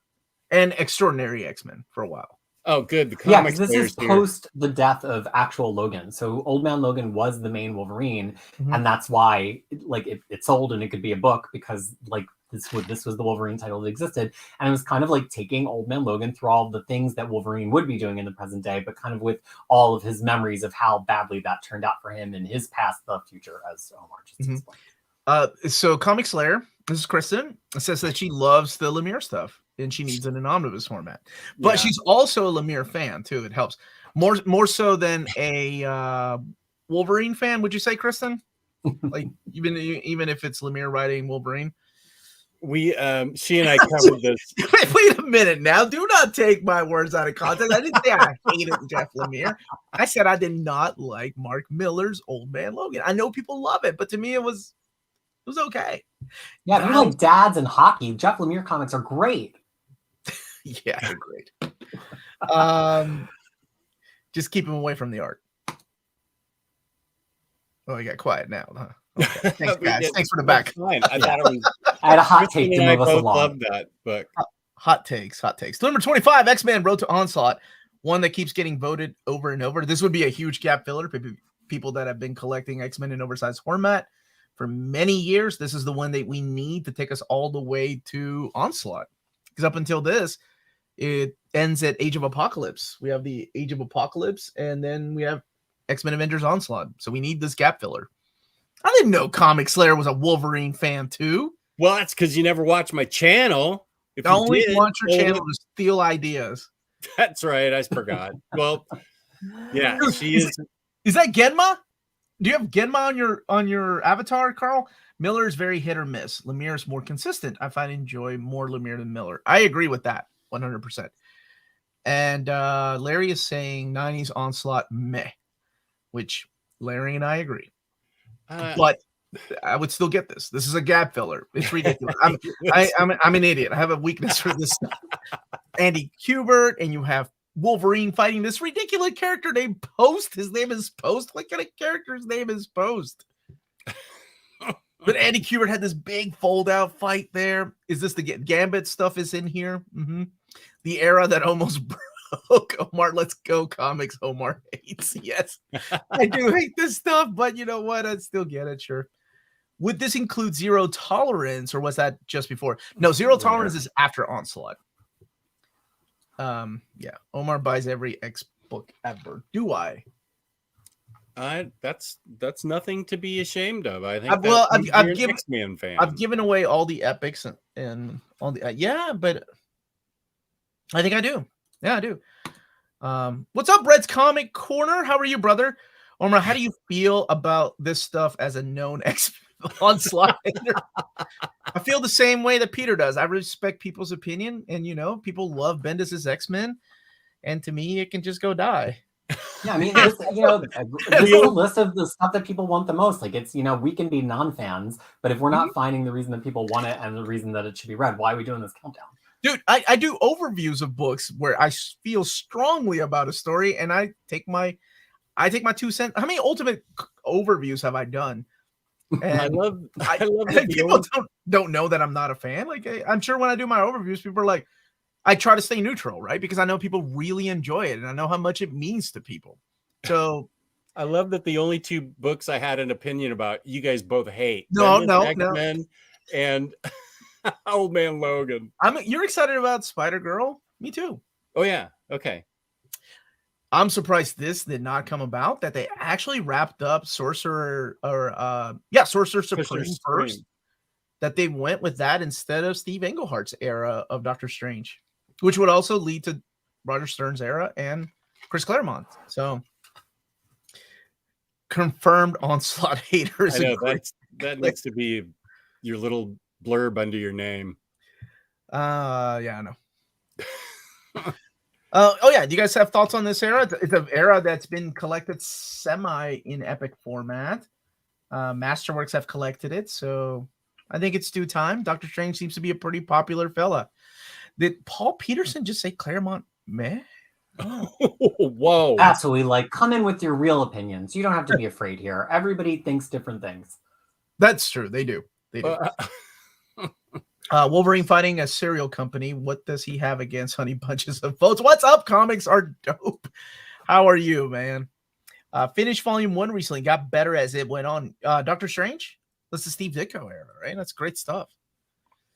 Fighting words. That's okay. That's okay. It's playing. Look, here's the thing. Like, Claremont, he's written a lot of bad stuff too. I'm okay saying that. Somebody asked me, like, what's the worst thing that he wrote? And for some reason, the Peter will know where this is from.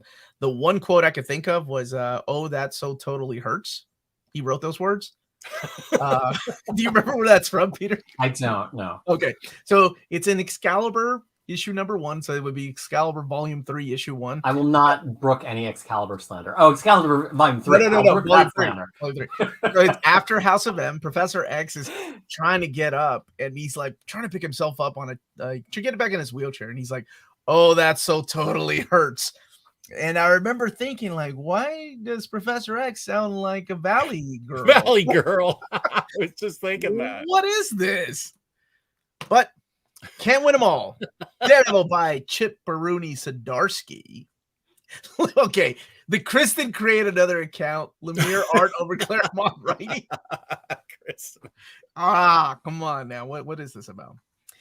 No, I agree with this. The Exiles was better under Judd Winnick. Judd Winnick was a fanboy of Claremont. But Daredevil by Zdarsky, number 23. People really like wild. I mean, think of how new this run is and the demographics of the voters of this poll, and the fact that a run that is just wrapping up currently is number 23 shows you just how good and how pleasing to longtime fans this Daredevil book is. It's nuts. We still don't even know what his last issue is going to be. I'm sure he'll announce it live here with Melanie. Live with Melanie. What's that? You haven't read any of this, Jess? I'm waiting for it to be a little bit more complete. Well, 4 is coming out this summer, right? The hardcover. Mm-hmm. Yeah. Once I get that, I think then I will tackle the Soul Omnibus and then read the Zdarsky, because that's a series that I'm actually almost up to date on. I've read everything through Wade, and so now I just need to read these two, and I'm super looking forward to it. So good. The Daredevil Zdarsky probably be more than 1 volume. Oh yeah, absolutely. Yeah. Even when he was on the show, we were talking about, like, it would definitely be 2 volumes, and it would have to include Devil's Reign. Fantastic Four Volume 5. Volume 4 was a little rough for me at first, because it's the end of the Kirby era. It's the beginning of, or it's the end of Stan Lee's era. It's the beginning of Roy Thomas's era. And Roy Thomas seemed to just take pages out of Stan Lee's books and kind of rewrite those for a while. And then, and then he finally found his own voice, and there we go. Now we're into Volume 5.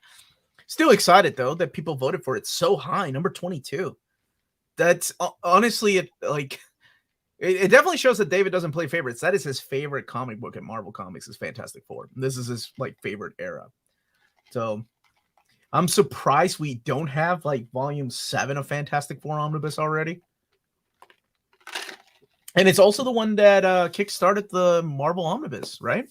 We had Ultimate Spider-Man as a trial thing at Barnes & Noble exclusive, and then Fantastic Four number 1 came out everywhere.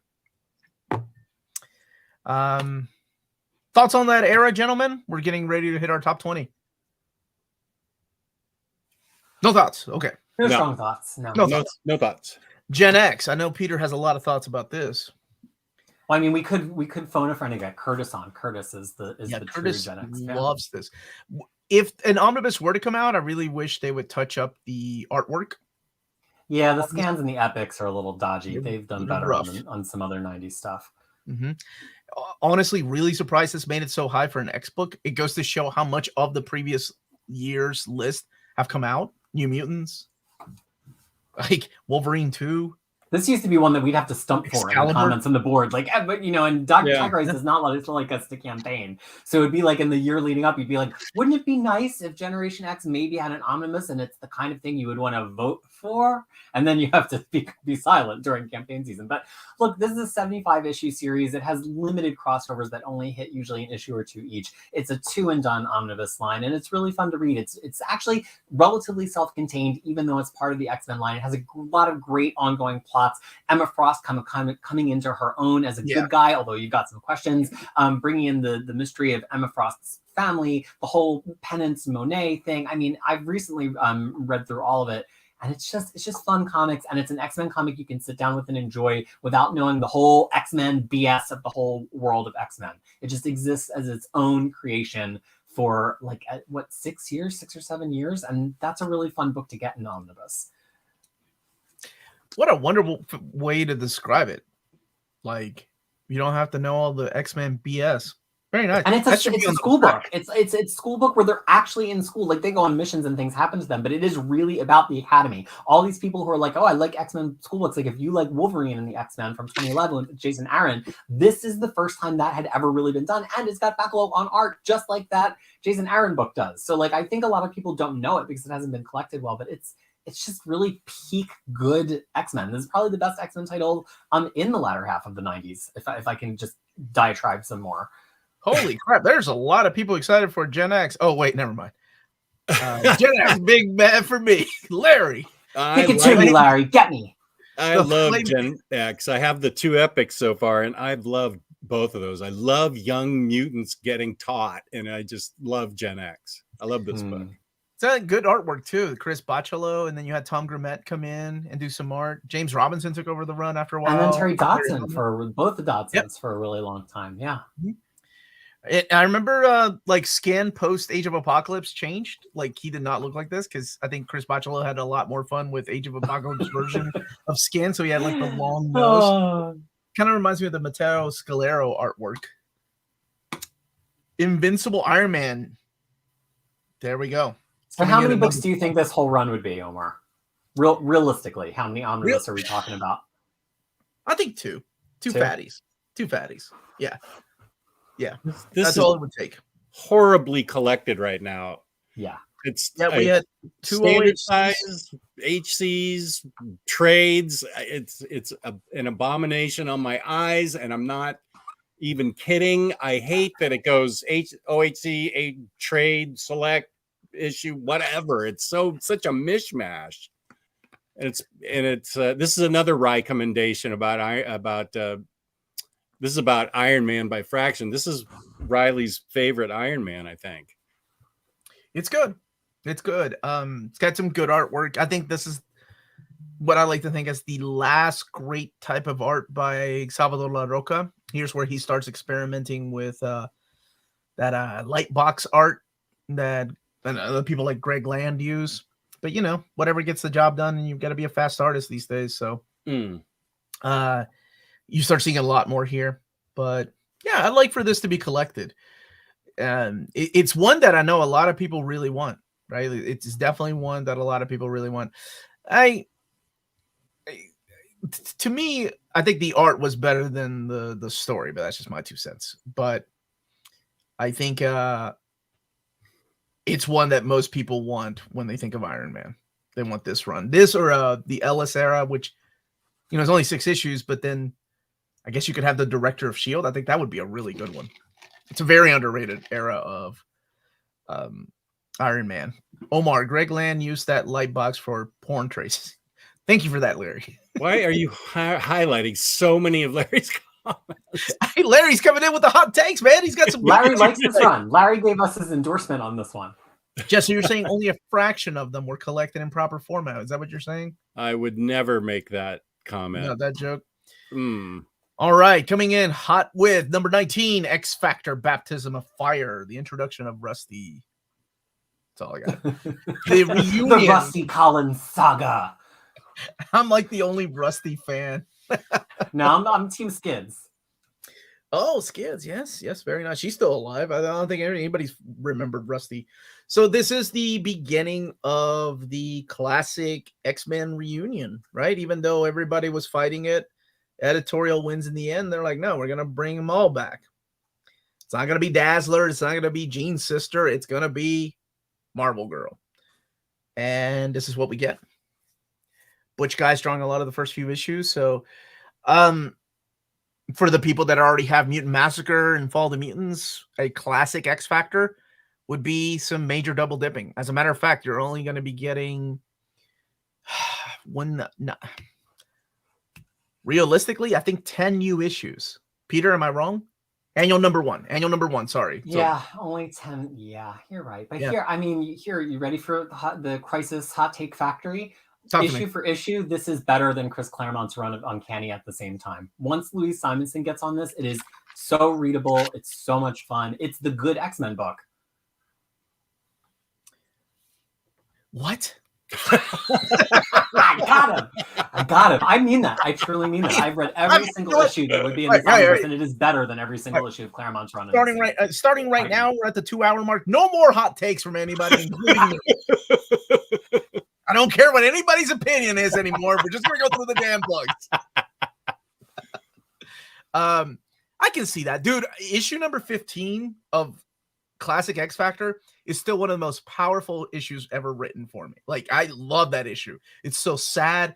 You feel so horrible for this character and where it goes. You're like, oh my gosh, this character's actually going to do this. Like, this is not a good way to end. And there's some wonderful moments in here, and you're right. When Weezy takes over the book, it definitely becomes its own thing. I always explain that now don't expect Apocalypse to be the badass that he is later on. He changes his arms into wings and flies away to fight X Factor another day. Like, that's how one issue ends. So don't expect that. But yes. It makes the original 5 like relevant and there's a reason the 5 so often they get brought together in a run, and then the writer realizes they don't have anything to do with Beast, Archangel, or Iceman, and they were only there to like write Jean and Cyclops. And this is like the one time that all 5 of them are relevant. They all have their own plot threads. They all feel like real dynamic characters. And there's a huge extended cast. This is where we get Skids, Rusty, Boom Boom, Richter, Artie, and Leech. Even if they didn't debut here, they're like the expanded cast of this run. It's not just the 5 of them. The Marvel Comics presents Cyclops story, but now we're getting into Matt My X territory. Yeah, now we're getting into there. Where is this collected then so far? Epics and the X-Men Omnibus line after issue 10 or 11. Yes, and it's in the Mutant Massacre Omnibus has issues 9 through 17. So we're only missing 1 through 8. Yeah. Plus the annual. So, and I'm sure it will collect, the issues of Defenders, the issue of Fantastic Four, the issue of Avengers, where they find the cocoon. Because you have to have it in here. So I'd rather read Youngblood from Warren. I said no more hot takes. Secret Wars by Hickman. Is that using the companion? I would probably put this with the Battle World stuff, the Warzone stuff. Okay. And it but would not Last Days, because that had its own. Yeah. This would be huge for 2. I think it's too much for 1, so 2 Omnis for sure.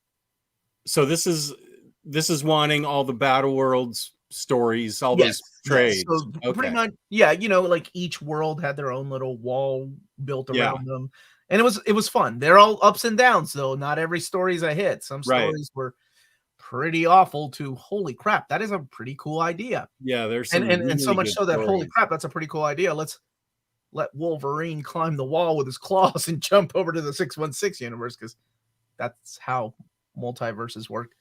But yeah, I can see this. It's a big Hickman event. It's only been collected in oversized hardcover and trade paperbacks. Sure. Why not? I dig it. Yeah, and I think you're right. I think it would have to be the Battle Zones titles, and then you would do the War Zones titles separately, because I think the Battle Zones ones or gosh, I get so many words to mush together.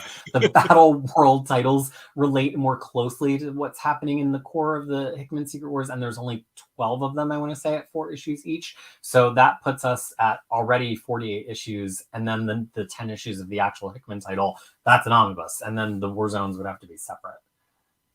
What's up, Sam? How are you, brother? Siege is great. Yeah, And Siege is probably the best one out of all of them. Gillen, Siege is what are you gonna best. do? Yes, it was a solid one. And not all of them are Siege, though. That's all I will say. No, they are not. Yes. Oh, yes. All day, every day. Okay. Punisher by Greg Rucka. Number 2.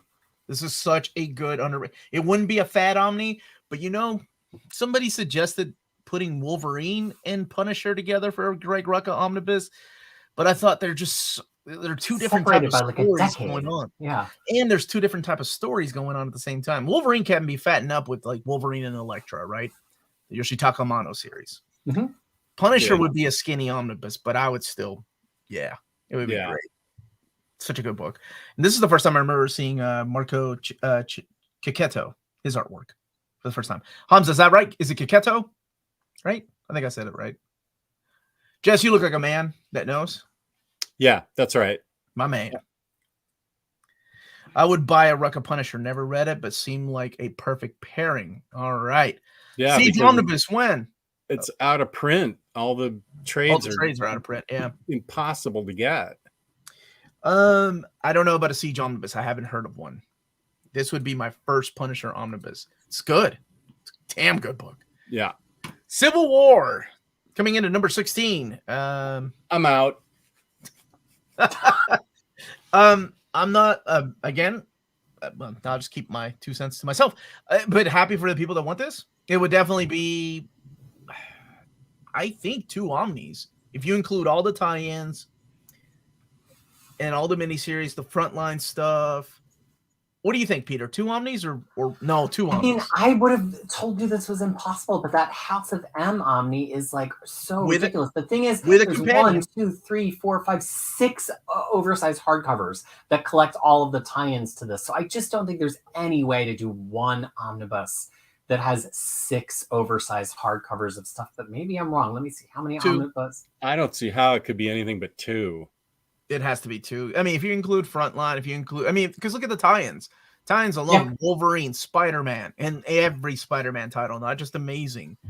And that House of M omnibus there were 3 tie-in oversized hardcovers to House of M, and plus the full series, and that makes for an omnibus that is like a deadly weapon. So to say that Civil War has 6 tie-ins, I think you would have to do it as 2. Because I know how people are. People would want everything, and that's just the way, I mean, 1 if you leave out some stuff, but I can't imagine the people that want this want anything left out. Like Warren. Heck yeah, Civil War. What? Wow, I never know what that guy's gonna like. Yeah. Frontline was top notch. Top notch. The only thing I remember about Frontline, it was written by Paul Jenkins. All I remember is Captain America being called out by the new Jessica Jones character. I can't even remember her name. She used to get on my nerves because, she's like, you don't know what America is because you don't have MySpace. That's all I remember. I was like, what? Captain America? His name is America. Number 15, Silver Surfer by Steve Englehart. Yes, a very much wanted Omni. Would be a good follow-up. And hopefully, I mean, it's a no-brainer. Look at the epic. The epics are beautiful, man. There's so many epics of Silver Surfer. You get this stuff in here, then you get the return of Jim Starlin. That would be great. Yeah, I think it's just one of those things where modern readers don't have a bead on who Silver Surfer is as a character to read a long ongoing run by. So it's like you either get Silver Surfer stuff that's very tied to his origin with Galactus and Fantastic Four because everybody knows that language, or you are looking for like a creator-driven run like the Slott Silver Surfer, where it's like you don't have to have an existing affection for him, but like this is where he really was made like a full character that existed completely apart from Galactus and Fantastic Four. And it's just, I mean, he's kind of riding the spaceways because he's allowed back into space, right? That's the genesis of this title. The shield around the Earth that he was previously constrained by Galactus is finally lifted. And so you finally get him legitimately being a space character, which he never fully could be previously. But again, I think it's just because he's not, like, modern readers don't necessarily have an affection for him as a standalone character. I don't know. Maybe I'm wrong. I think this run is fantastic. I think, maybe there has been a change in that because of oh my gosh, Mike Allred and Dan Slott, the Dan Slott series, right? Like, they can see the potential to a character like Silver Surfer. And if they check out, of course, the Stan Lee and John Buscema one, you can see where it could go. But yeah, this would be really cool. And it's been collected in Epic Collection, but not fully. And this would be volume 2 of Silver Surfer, because Stan Lee and John Buscema would be volume 1. Yeah, unfortunately, I really do think we probably need Epic Volume 2 before they would market this, because that's the one gap. Then we'd have all the Epics 1 through 7, and they could market this one. So really, you should be wishing for Epic Volume 2, unless Epic Volume 2 would just be the Stan Lee and John Buscema, right? Oh yeah, you're right. I'm thinking Epic Volume 3 picks up the beginning of this. You're right. Yeah, so, this is totally covered. You're right. I apologize. We're good. Don't apologize ever. No, the only one that should be apologizing is Omni Dog. Hey, I just need Aunt May as a Herald action figure, and then I'm okay. All right, Moon Knight. Holy crap. This may look like a lot, but Moon Knight 2011 to 2018 kind of could be done. Because in here you'll have Jeff Lemire, the Cullen Bunn era, Ellis, and Brian Wood. Who was the writer after? Was it not Brisen? Was it Bemis? Need some help there, Peter. Who was the other? Yes. Was it? Okay, that's what I thought. In Legacy, yeah. So that would be, even though it seems like a lot, they didn't last that long. Those issues didn't last that long, with the exception. Like 6 issues. Yeah, I think there was one that's like 12, 13. I mean, Jeff Lemire's books. Bendis. We forgot about Bendis. He had. That's the thing. Bendis is a weird fit. So if you start it with 2011, you pick up all of Bendis. I think there's a better chance of getting that 2014 series all together, which would have the Ellis, the Wood, the Bunn, and then they've already put Lemire and Smallwood in its own kind of consolidated, oversized hardcover. So I could see this being the 2014. I mean, personally, I'm a comprehensive mapper. I would love to see it start with Bendis. That would make sense. It would take us all the way up to the Lemire and Smallwood run, and then we wouldn't want to go past that to the Bendis. So I think realistically, I mean, who knows? With Moon Knight, they actually showed an appetite to paste multiple series together with the omnibus that came before this, which extended into that Hurwitz run on Vengeance of Moon Knight. So things are possible. Marvel is starting to change their ways a little bit in terms of pasting different runs by different creators together. This is some of my favorite Moon Knight ever. It's really good. It's very fun. Yeah. Why is the 2-hour mark important? Does it make the YouTube algorithm worse if the stream is longer than that? No, it's because I promised my daughter 2 hours because I'm taking her to Washington, D.C. next week, and I still have to film one more video and edit, and we got to go and get some luggage and stuff. So that's why, but that's okay.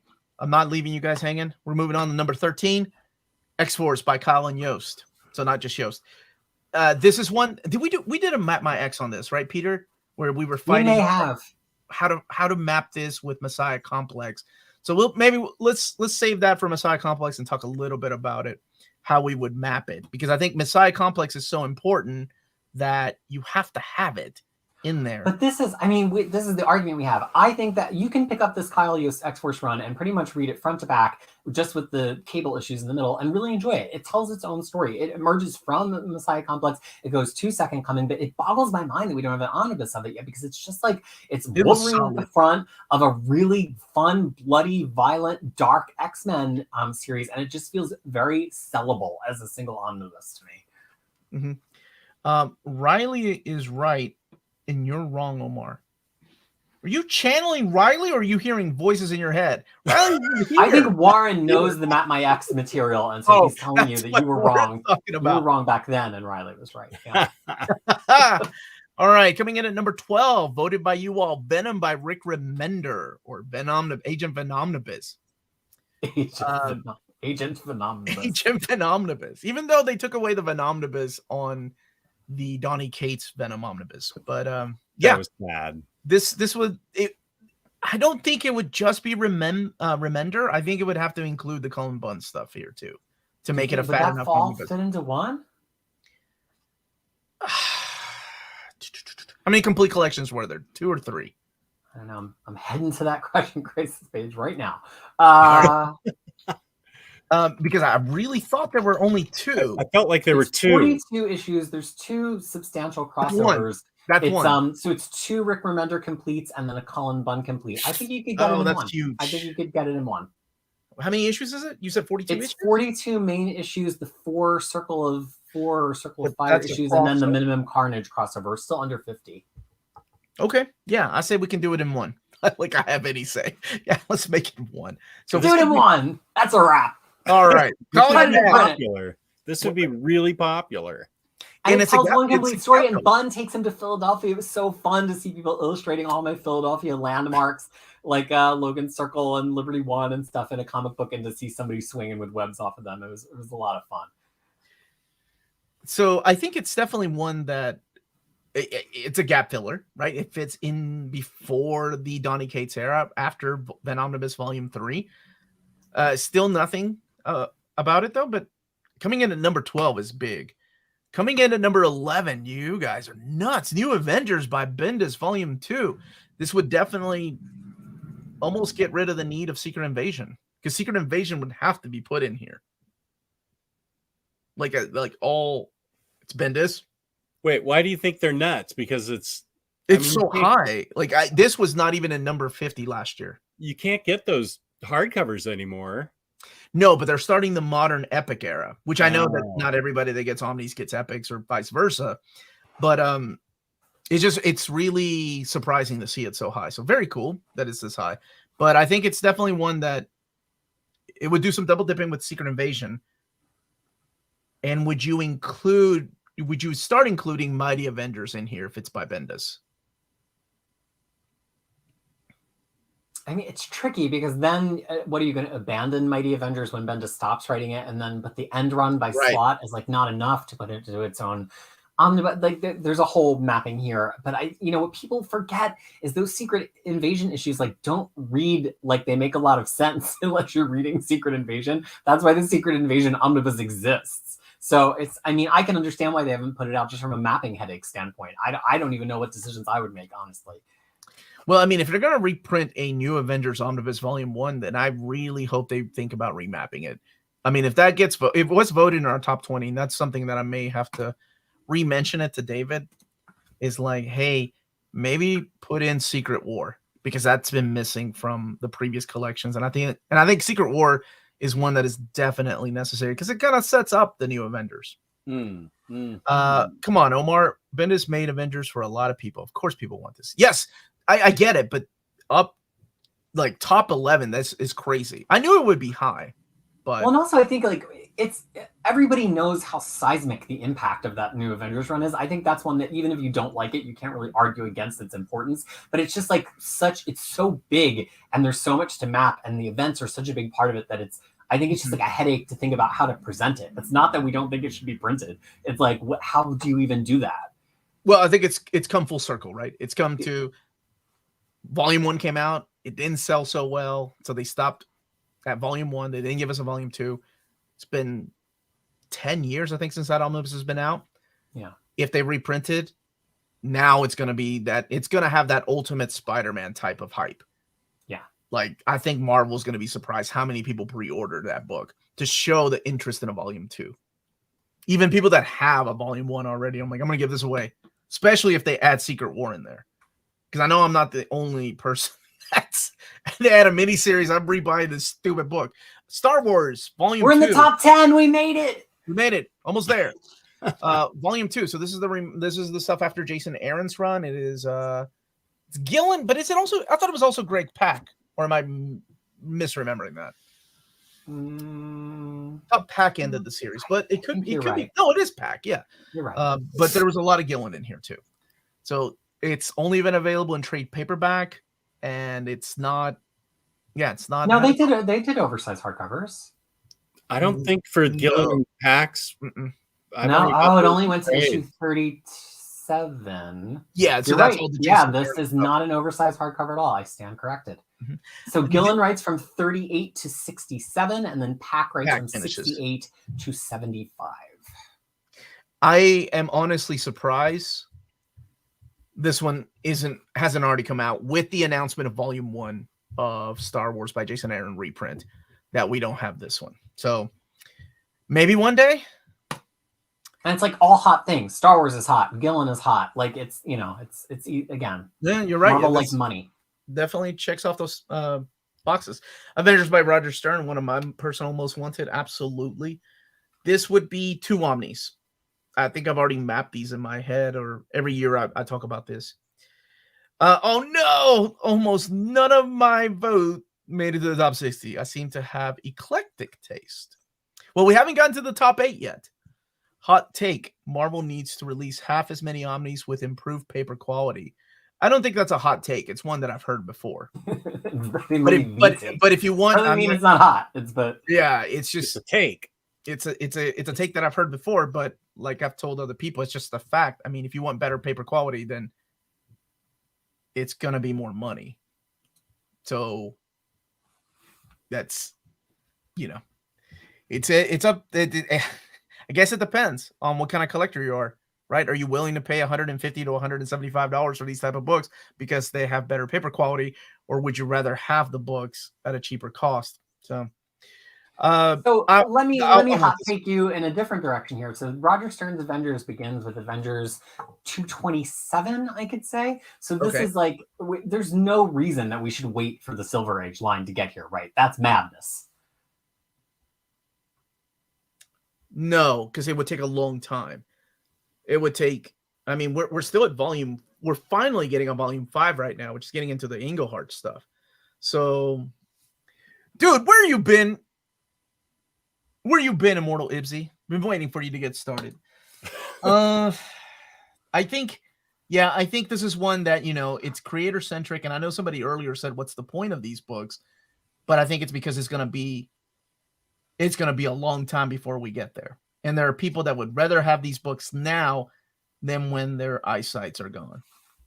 And I get also, that. It actually ties decently into the Marvel Cinematic Universe right now. I mean, look at who's in the cast. Black Knight, Monica Rambeau. I mean, these are characters that finally have a platform to sell books from. He's the one that, put Monica back. He created the character, so you made her Captain Marvel. That was the Captain Marvel I grew up with. Now, on the downside for this, we are only about 2 Masterworks volumes away, I think. That's right now. crazy. Yeah, maybe. Actually, no, we're into this in Masterworks now. We're into the Roger Stern era. Yeah. Yeah. So we probably got to wait a few more years if we want this in Omnibus, because I can't imagine they would put out the Omnibus in the middle of Masterworking it.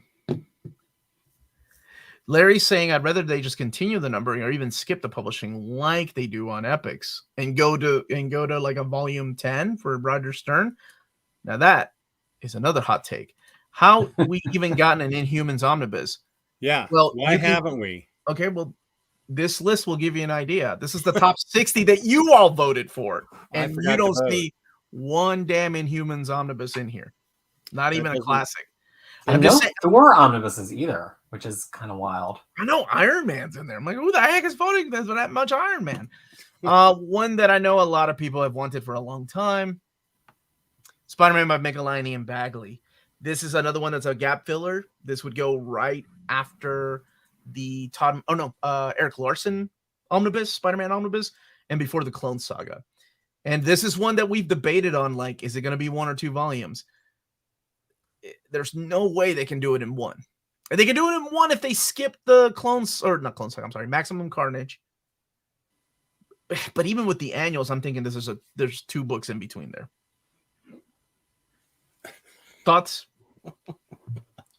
I'm going to stretch like Peter suggests. Take a stretch break. We're almost there. We're in the end game. Yeah, I mean, there's just so much to map, and it's all down to how much of the side titles you include every time it crosses over. How storylines do you follow the Epic Collection mapping and only include them when absolutely necessary? I don't know. I would have to sit down and really math out my Spider-Man mapping to see how many I thought would come between. So saying that this needs the maximum carnage. Not everyone wants and has Spidey versus Venom, which to me is considered like Venom Omnibus Volume 0. And then there's a counter argument of maximum carnage was already collected in Spider-Man versus Venom. So it's like, how do you please all the fans, right? Are we hating on Bagley now? What? Who's hating on Bagley? Nobody. I think across the board, people like him, right? Omar, but it's late in the stream. I'm not going to introduce that topic. To allow Gio to galvanize the movement. Dude, Gio has had a year to galvanize this movement of Inhumans. Like, I don't know what's happening. Maybe we'll do him a solid and like what was the thing that Gwenpool that Jess wanted? Yeah, baby. Gwenpool got an omnibus. I know that breaks Gio's heart over Inhumans. Captain America by Gruenwald. This is another creator-centric book. I don't mind them skipping ahead and going to because it's years before we get there. But yes, I would love this. One of my most wanted creator-centric books of all time. Yeah. This is like it was Peter David's Hulk. And the next thing I wanted was Mark Gruenwald's Captain America. I've mapped it out to 4 Omnis. I don't know if Pete even have you thought about this, Peter? Or what do you think about I mean, this is the run that continuously shocks me that it doesn't exist. It's a cloud like it's like what is it, 100 issues of classic Captain America that's just one big epic story. I'm happy that the epics have focused on it. I mean, maybe Gruenwald just wouldn't sell omnibuses. I don't know, but it's just insane to me that this doesn't exist in omnibus format. In my mind, there's no Captain America run that deserves an omnibus more than this run. I would pick this over everything else other than Brubaker in terms of like a Captain America omnibus run that should be on people's bookshelves. Let me tell you something. If Cat Wolf is not on the cover of Volume 4, I don't want it. But like that, people are like, oh, Cat Wolf, but that's like 100 issues, and of course he's doing wild crap 100 issues into his run. He's got that armor. Like, what's the last story? Fighting Chance, where he's dying and he's got the armor that's keeping him alive. I don't care. I'll take it up. Like, ups and downs, like every other run that has lasted for over 10 years.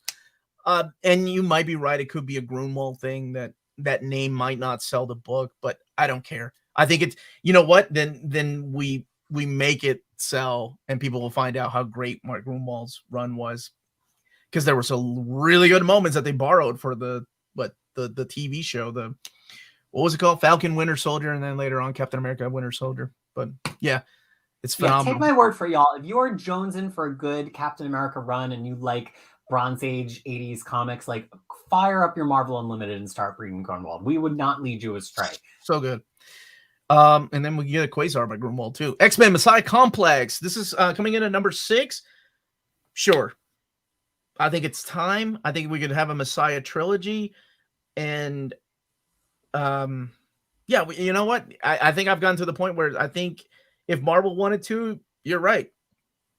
They could release an X-Force Omnibus by Colin Yost and a Messiah Complex Omnibus Volume 1 that would double dip with X-Force. So it could be like Guardians of the Galaxy and the modern Cosmic Saga Omnibus, all 5. You don't have to buy all 5 Omnis. You can just buy one Omni for Guardians of the Galaxy DNA. So I guess it could be something like that.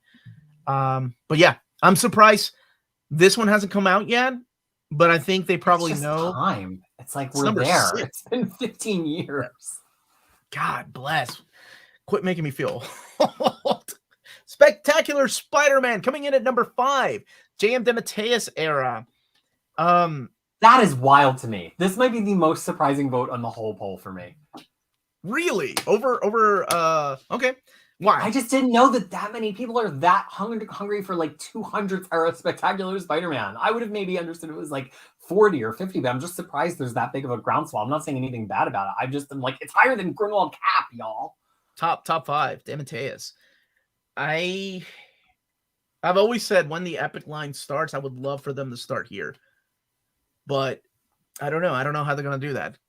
So I would be very happy for this. So wait, people in the chat are going off that this was their top pick. This is the one they wanted to see the most. Like, what? Somebody sell me. I literally don't know very much at all about this run. Why is this so you've high? read you would have to include Kraven's Last Hunt, right? That would have to be on there. Oh.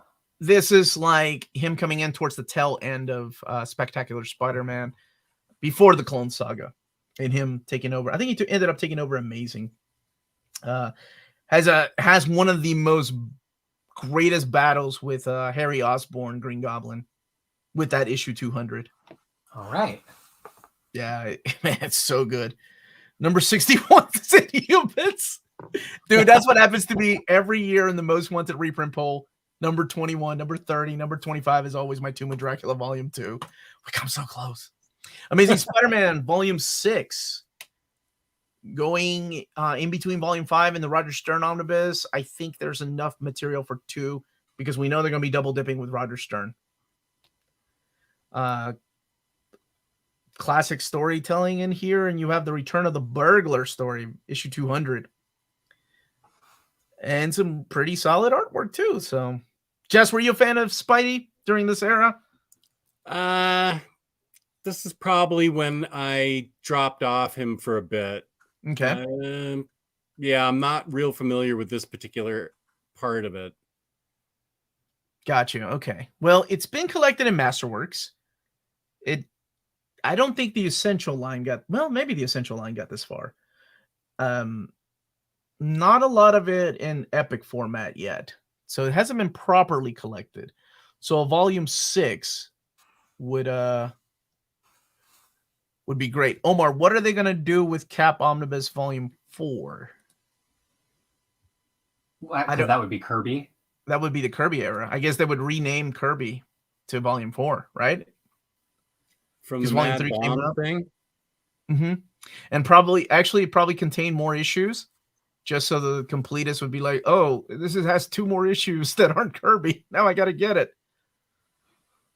But I think some people are surprised to see something listed in the top 5. They're like, it's obvious. I'm like, yeah, the top 5 is usually obvious. Like for years, it was like Uncanny X-Men Volume 2, and then it was Uncanny X-Men Volume 3. It was Pat Hulk. It was New Mutants. Like that. That's why it's the top 5. It's the books that the most people want to see on their shelves. So like, no, some of these top 5 are not like as exciting, especially that last one. Spectacular. A lot of them are just like continue the damn line, Marvel, which is a good signal because Marvel gets a little gun shy about Volume 6, Volume 7, especially in Omnibus. So it's nice to send these signals to them. And he's saying start after Kirby, but they're not going to do that because we know from Uncanny that they're okay with double dipping. Now they know people are going to buy Volume 4 that already have Volume, the Mad Bomb or the Kirby volume, right?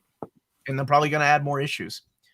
But the Kirby volume did include letter pages too, so I find that really interesting that they didn't just make that one a Volume 4.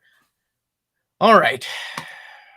Top 3. Tigereyes just exclusively revealed in the chat that Marvel 2-in-1 was number 61.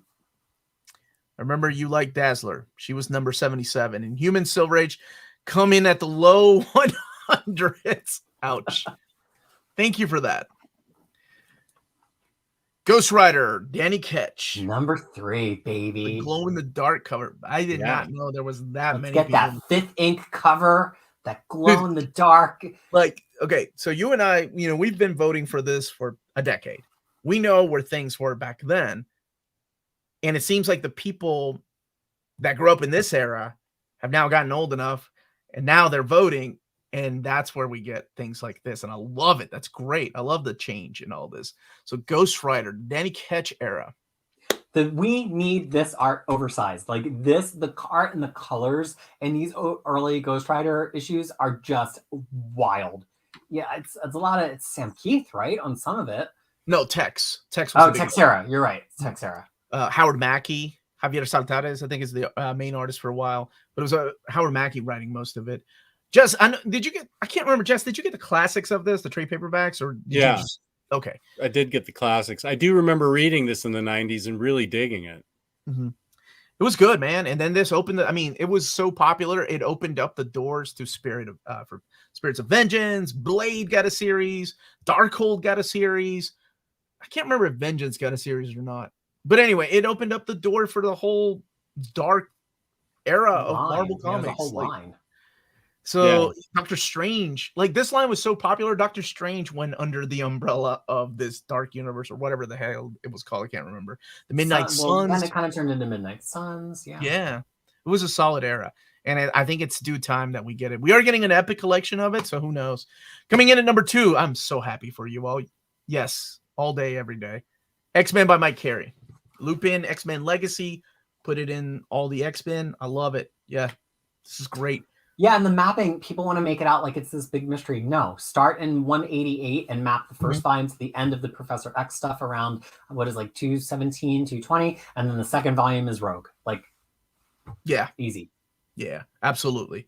It skips over Messiah Complex because you don't need Messiah Complex. It doesn't have, it could have Endangered Species because Carey wrote all of it, but there's a lot of issues of Legacy to go through. Legacy goes from 208 to 260. And there are some crossovers in there, so we gotta go big if we want to get it in 2 volumes. You gotta go put in all of Age of X, original. What was it? Wasn't it Original Sin was a mini crossover too. Yeah, there's some stuff that we need. Utopia? I don't know if Utopia. No, you wouldn't need the legacy issues of Utopia are way off to the side. You don't need the rest of Utopia to explain them.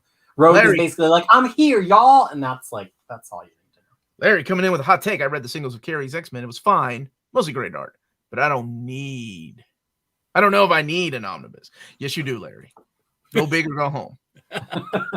Lloyded, Logan, and I know the people that have been joining us from the beginning for almost 3 hours of the stream. Whew, I gotta get going with the number 1 most one. This is the one that surprised the hell out of me. Yes.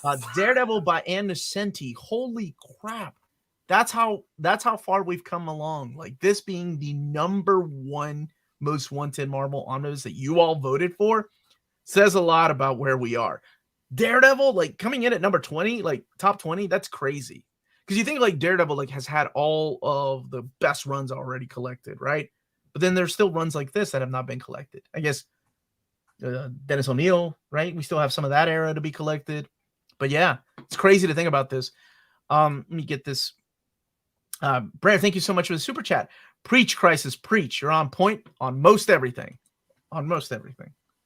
Yeah, what were you preaching? There's not a lot of Art Adams on this countdown. Oh my God. On this one. Here's my hot take on this one. People didn't know how great this was because it had not been reprinted for so long, and Miller has such a gravity that everybody just knew Miller, and they'd be like, whatever, it came after Miller, it can't be that good. Then finally we got epics of it, and it started to be on Marvel Unlimited, and now there's fans that didn't have to chase down the singles who can access it, and they're like, holy crap, this is an amazing Daredevil run. So I really think the availability of it is helped. I know there's always been Nocenti faithful, of whom Omar is one, who would have voted for this for a long time. But I really think the availability of it has driven up the demand because people realize it's actually great. I think, okay, so it's a mix of so this has been in the top 20. Was it in top 20 last year? I was surprised when it made it to the top 20. And I remember thinking, oh, I guess we're starting to get runs of books that we've been demanding for actually made. And I think that might have something to do with it. I remember joining the forum too, the Masterworks forum, which is where we met Tigereyes years ago. And that was the first place that I thought, oh, I thought everybody liked Man Nocenti's run on Daredevil. I had no idea how much of a divisive, people were divided. Some people were like, this run is horrible. Absolutely atrocious. Other people are like, no, this run is fun. It's different. And it still has some dark elements. And I thought everybody agreed that we liked this. But that was not the case. Jess, have you read the epics of this run? I have them, but I have not started them. I'm excited to read them because I love Typhoid Mary. Yep. She makes her first appearance there. Yeah. And lots of John Romita Jr. art. Yeah, I guess Daredevil has just blown up in popularity too. That's not a bad thing. That's great. And with the new TV show coming, the iron is hot. Strike for these omnibuses. Let's do it. Oh, Jess must read manga. What? That's a hot take. Thank you for that. Whoa, I'll give you your $2 back for that one. This was number 2 on the list last year. Boy, my brain. This is always high on my list, but I can't remember what it was last year. I guess it made it in the top 20 after all. What would be the near mint condition seal of approval? Well, let's talk about this. All right, we have 60 choices here, right? Let me exit out of this. What's your number 1 pick? for both of you. Here, let me remove this and Lord. get this. What is your number one pick? And anybody in the chat that is watching this right now, and please hit that like button, by the way. This has been a lot of fun. You all made this stream happen because my ass was not going to be doing this today. I was going to record and do this later on in the week, but you all were like, no, do it live. It'll be fun. And I'm like, okay. See what you have wrought. What's your number one choice for you all? Jess, number one choice out of all the books that were mentioned here today. I'm trying to think. Ask Peter. Okay, I'm sure. Peter, what's Jess's number one choice? Probably the same as my number one choice, which is Darkhawk. Yes. You guys are jerks. It's an all-in-one. It might be the only way we ever get it quickly. That's the kind of book that I like. Give it to me, one big hunk of a character that I can knock out an intruder in my home with. That's what I'm looking for. Why are you guys my friends? I have no idea. I don't know if Peter's patronizing me or not. I actually want that damn No, book. Darkhawk is absolutely since Dazzler is in the top 60, Darkhawk is truly the book I would rush to buy the fastest. That would be my quickest pre-order, followed by Alpha Flight Volume 2. Those would be my two quickest pre-orders on this list. Really? Okay. Alpha Flight 2 and Dark. I'm so proud. Peter, I'm going to cry. I'm so proud of you. Oh my God. I can't believe. Okay. So Peter, okay. If you had one choice though, Peter, which would it be? Alpha Darkhawk. Flight 2? Really? Holy crap. Yes, I like one and done omnibuses of a character. There's nothing else to wait for. There's no volume 2 that we're never going to get. Like, that is my favorite kind of omnibus. All right. There we go. That's insanity. You people have lost your minds. And then next year we get Sleepwalker on the poll. Oh, and then Terror Incorporated. Oh, Jess, we'll destroy you with our 90s characters. Come on, Jess. What do you got? Jess? I guess Rucka Punisher, because it's so hard to find, and it's just I don't understand why it hasn't been collected or reprinted or anything. So I guess Rucka Punisher would be my top choice. It's been hard to find since like the day it came out. The trades, there were not a lot of the trades even in the day. I feel like it's been hard to find. You're right. Forever it's been hard to find. So I think Rucka Punisher. Oh dear God Almighty! I can't believe I'm going to say this, but my reasoning is different than what your guys are mentioning. Darkhawk would be great, but I'm going to go with X-Men on Road to Onslaught. What?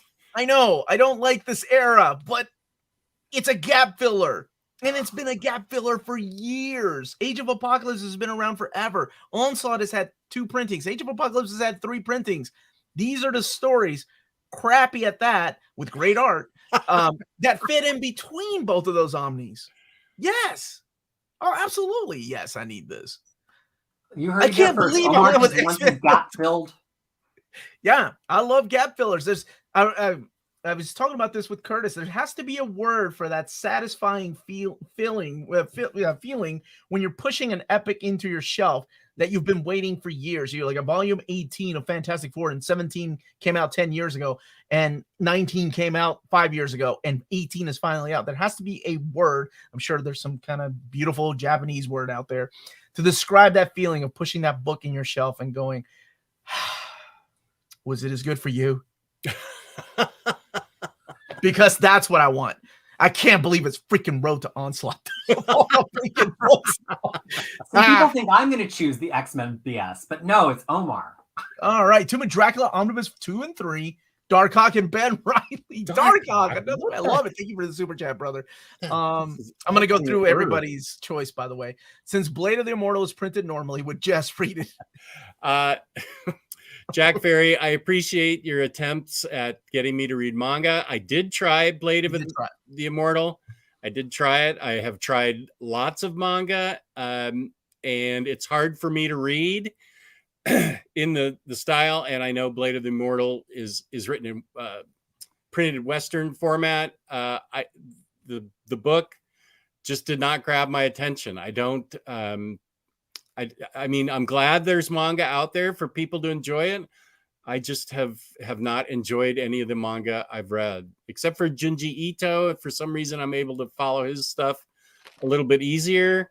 But Blade of the Immortal just didn't do it for me. Berserk didn't do it for me. Monster didn't do it for me. Booty Royale did. Booty Royale. He's a big fan of Booty Royale. I've never read Booty Royale. How dare you? All right, here we go, gentlemen. Mike Carey's X-Men, Cap, Messiah Complex, Nocenti's Run, Indiana Jones. Mike Carey's X-Men, Darkhawk. Say it for the people in the back. Yes, Wheeze. X-Men Carey, Iron Man 3. There's me higher. It's number 3. What more do you want?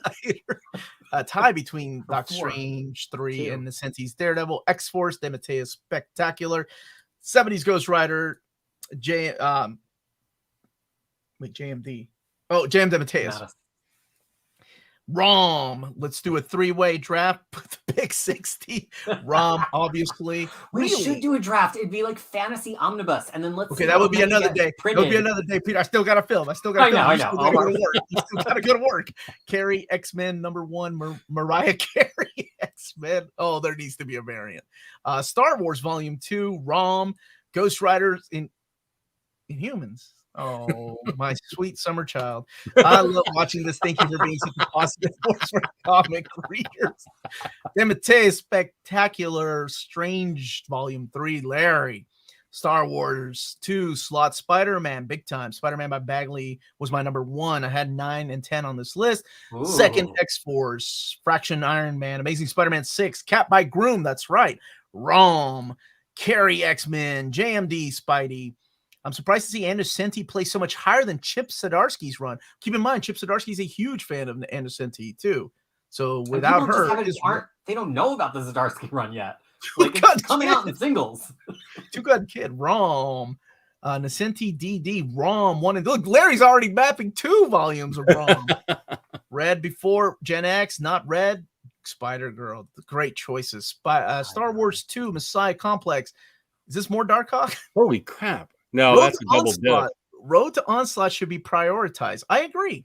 It's been a while since we've had a gap filler in X-Men. Marvel has shifted. You know, they're trying to focus on other omnis, and I know there's more than X-Men and Spider-Man, but it's just one that I want, and I think a lot of other people would appreciate for the people that have been collecting oversized hardcovers for a while. Ghost Rider Danny Ketch, Doctor Strange 3, Mark Gruenwald Cap, but I'll take Nocenti Daredevil. Secret Invasion reprint. Or New Avengers Volume 2. He's directing that at me.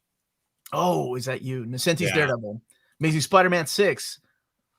Pete has to do more videos. He is always welcome here. You guys are awesome. You are awesome for being with us. You guys are all awesome for staying with us. We've been arguing. Punisher, Omnibus. #1 was Spider-Girl. Omni Dog, Darkhawk, Omni is like a bandage. Just rip it quickly now, then it's done. Yeah, just buy it. Submariner, excellent choice. Amazing. Cap by Gruenwald. Everybody loves you, Jess. Cap by Gruenwald. Second choice would be New X-Men. I'd want to start it with Academy X. Oh, preach. That's exactly what I would do. Yeah. I love this. I want to change my answer to Darkhawk now. 70s Ghost Rider. Love it. Spider-Girl Omnibus. Sleepwalker. Not even on the list and getting a vote. I'm with Omnibug. This is crazy. Yes, if it's any consolation, the Darkhawk of the 90s is far better than what you read in the War of Kings. That is true. Tomb of Dracula Volume 2. I already read that. Thank you for the super chat, brother. I agree with Peter. One and dones are best. Spectacular Spider-Man 2. Nomad. Peter, have you seen a doctor lately? Like, I don't know. There's whole subplots happening in the chat. If you're not reading the near mint condition chat, you're only getting half the story. Gonna be X-Men. Nope, it was not. Larry's repeating himself just for the people know what he wants. Omar, you should do another stream where each of you pick 30 from the 60. Oh, like a draft. That would be fun. Fantasy football. Punisher, Nocenti, Nomad, Omnibus. Where's Hamza? I feel like Marvel's dragging their feet on Punisher Omnis lately. Or Punisher in general, probably, yeah. Gen X and Nocenti's Daredevil, Death's Head 2. Now you're just making stuff up that didn't make it on the list. Omar's disappointed. Alpha Omnibus, I'm never disappointed with that. Yeah, I know. I had to go with X-Men, guys. Sorry. Darkhawk, Dazzler, Spider-Woman, single Omni series. Omar's voting for the book that made him stop collecting. No. It is also the book that made me stop collecting. Fun fact, I dropped X-Men for 15 years during that run. God bless that run. Let's get it. We all need it for our shelves. Relive our youth. I need it for my stupid shelf. I'm reacting to Omar the same way he reacted to Peter's hot take earlier. Omar's completionist is showing right. I mean, I can't help it. I'm being honest. Oh, you already showed this one. Omar, we will do that next time. I'll see if these gentlemen want to join me again. Personally, Web of Spider-Man and Spider-Girl are the ones I would immediately pre-order at my local shop. Like, I would text my guy the second I found out they were being printed. Revoke Omar's voting privilege. Just like that, I lose everybody. Hope his kids never find out. Time to call the bank and put a stop payment on that check, though. Omar, wait, there was a check coming my way? Is it coming from Rom Omnibus? Look, it's already there. Romnibus. It's perfect. Omni Bliss. Let's keep going. Onslaught is Omar's rebound. Uncanny confirmed lover of Onslaught. No, not. Iron Man 3. No Bishops Crossing Executioner Song Extinction Agenda Omni. No, they did not make it to the top 10 or top 60. No Magneto. We need a drug test, Omar. How far back? We doing hair or no? Never mind. I'm kidding. I'm kidding. Here's a few words: completionism, obsession, insanity, mania. Yes, this all describes me. We're all just get a T-shirt. That's the near mint condition logo with that on it. Makes life more fun and crazy. All right, time to call the bank and put a stop payment. You sent me a check, Louise. Thank you for the super chat, buddy. Rom from Joe Cool. How are you, brother? And X-Force. Agent Venom is my number one. So a lot of different things here, right? And Nocenti's New Avengers. I like all the love that Nocenti's Daredevil's getting. Same, definitely X Factor. Mary, how are you? Oh, always love seeing Mary in the chat. Ghost Rider, Namor by Adam Austin. It was Adam something. That's Gene Colan, everybody. Doctor Strange, Scarlet Spider, Silver Surfer, Rom Omnibus, Beta Ray. Nope, not even there. Romnibus, my man knows. Sleepwalker, not there. Omar loves Onslaught. I do not. Superman versus Mesh. He's the only manga. Jess. We've covered it. I'm not getting it. Zdarsky's Daredevil, Silver Surfer. Got to go with Star Wars Civil War. I don't know how I'm still going. New Avengers Volume 2. Sleepwalker would be cool. Cap by Gruenwald. Thank you so much. Sorry, deleted my first post and didn't think it would show up twice. That's okay. Much love, man. What questions are we answering here? What's the one book out of the top 60 that you're most Poor Kyle. We left Kyle behind. Everyone's Onslaught 2023. Thank you, Josh. You didn't have to super chat that, buddy. But thank you, buddy. Matt Fraction Iron Man, MSI Complex. Now we know Omar's big announcement's going to be wrote to Onslaught. Box set. He would get that in 2 seconds. Oh, my God. Absolutely. Dude, I'd get a Chuck Austin Omnibus in a minute. Peter knows how much I hate Peter Milligan's X-Men run, and I would buy the crap out of that. Top 3. We'll get it all eventually. Nocenti, Gruenwald, Cap, and Darkhawk. Now there is a man of taste. Yes, I can heartily endorse that top 3. Give me the book that made me leave comics. Yes, Darkhawk or Moon Knight. I love it. Oh yeah, Moon Knight. That's a oh yeah. Every time Omar says Darkhawk, it sounds like something else. Oh no! What do you? A Wizard Omnibus. Alf, but you guys were awesome. Thank you so much, Jose, for that. You were awesome as well. Are you planning on more reading orders? Yes, I'm actually working on my part 2 of Transformers.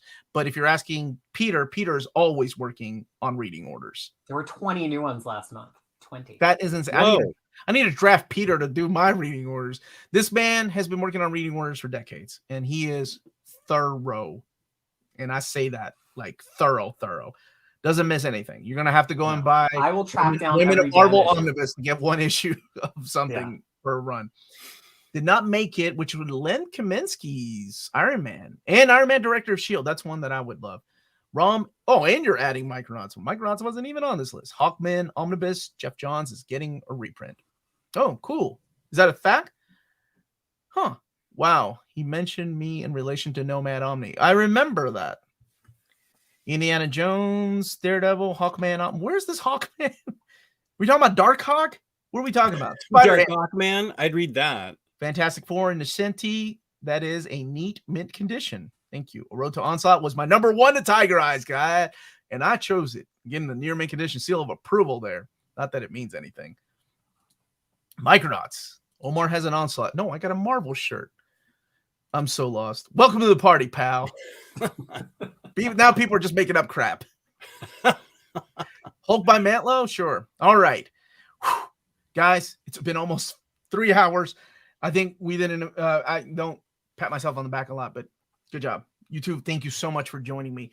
Where can people find you, gentlemen, when you're not hanging out with me last minute? You have no idea how all this kind of came together. Like, I just made the call and these guys answered, and that they're a blessing to this community. Jess, we'll go with you, buddy. Where are you? I'm OmniDog. You can find me on OmniDog's Vault on YouTube, OmniDogs_Vault on Instagram, and on OmniBros Live Mondays and Wednesdays. Thank you for asking me to be here. I had fun. A lot of fun. I had a lot of fun as well. And my good friend Peter from, oh my gosh, you're across time and pond. I'm in space. Right. Golly, it's like Monday over there, which is insane. Peter, where can people find you, buddy?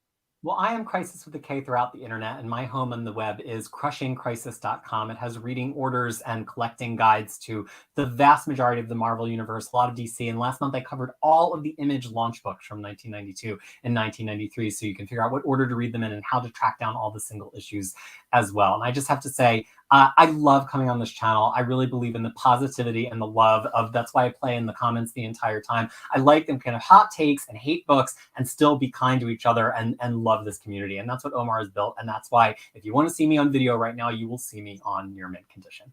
Oh, thank you for that, Peter. Seriously, you're a blessing to this community, my friend, as well as Jess, even though he doesn't even like good comics like Darkhawk. But see, that's my whole thesis. We can still love Jess. And I do. I'll take a poll. Wow, what an asterisk is next to my name. We can still love Jess. We can still love Jess. Even with his hot takes. No, Jess is a wonderful human being, and I'm actually gonna go and hang out with him next week. My daughter gets to meet one of my closest friends. Looking forward to that. Me too, buddy. Fun. Everybody, thank you so much for suggesting this. If you're tuning in now, you don't have to watch all 3 hours, but it's appreciated. You can just go back to like the first 15 minutes, and that's where I read the list, and I will be putting the list in the description of the video if somebody hasn't already done that by now. But thank you all so much for suggesting doing this live, for being a part of this. Hit that like button on the way out. Check out cheapgraphicnovels.com, where maybe some of these books will be found here in a year or so. Tell them Near Mint Condition sent you their way for books up to 50% off. Oh my God, I'm losing my voice and brain. And Near Mint Condition, tell them Near Mint Condition sent you their way. That gives you free shipping on your next order after your first one. Much love, everybody. I got to record and take my kid out. Peace and love. Peace and love. Oh, I didn't end the stream. Damn it. We're still live.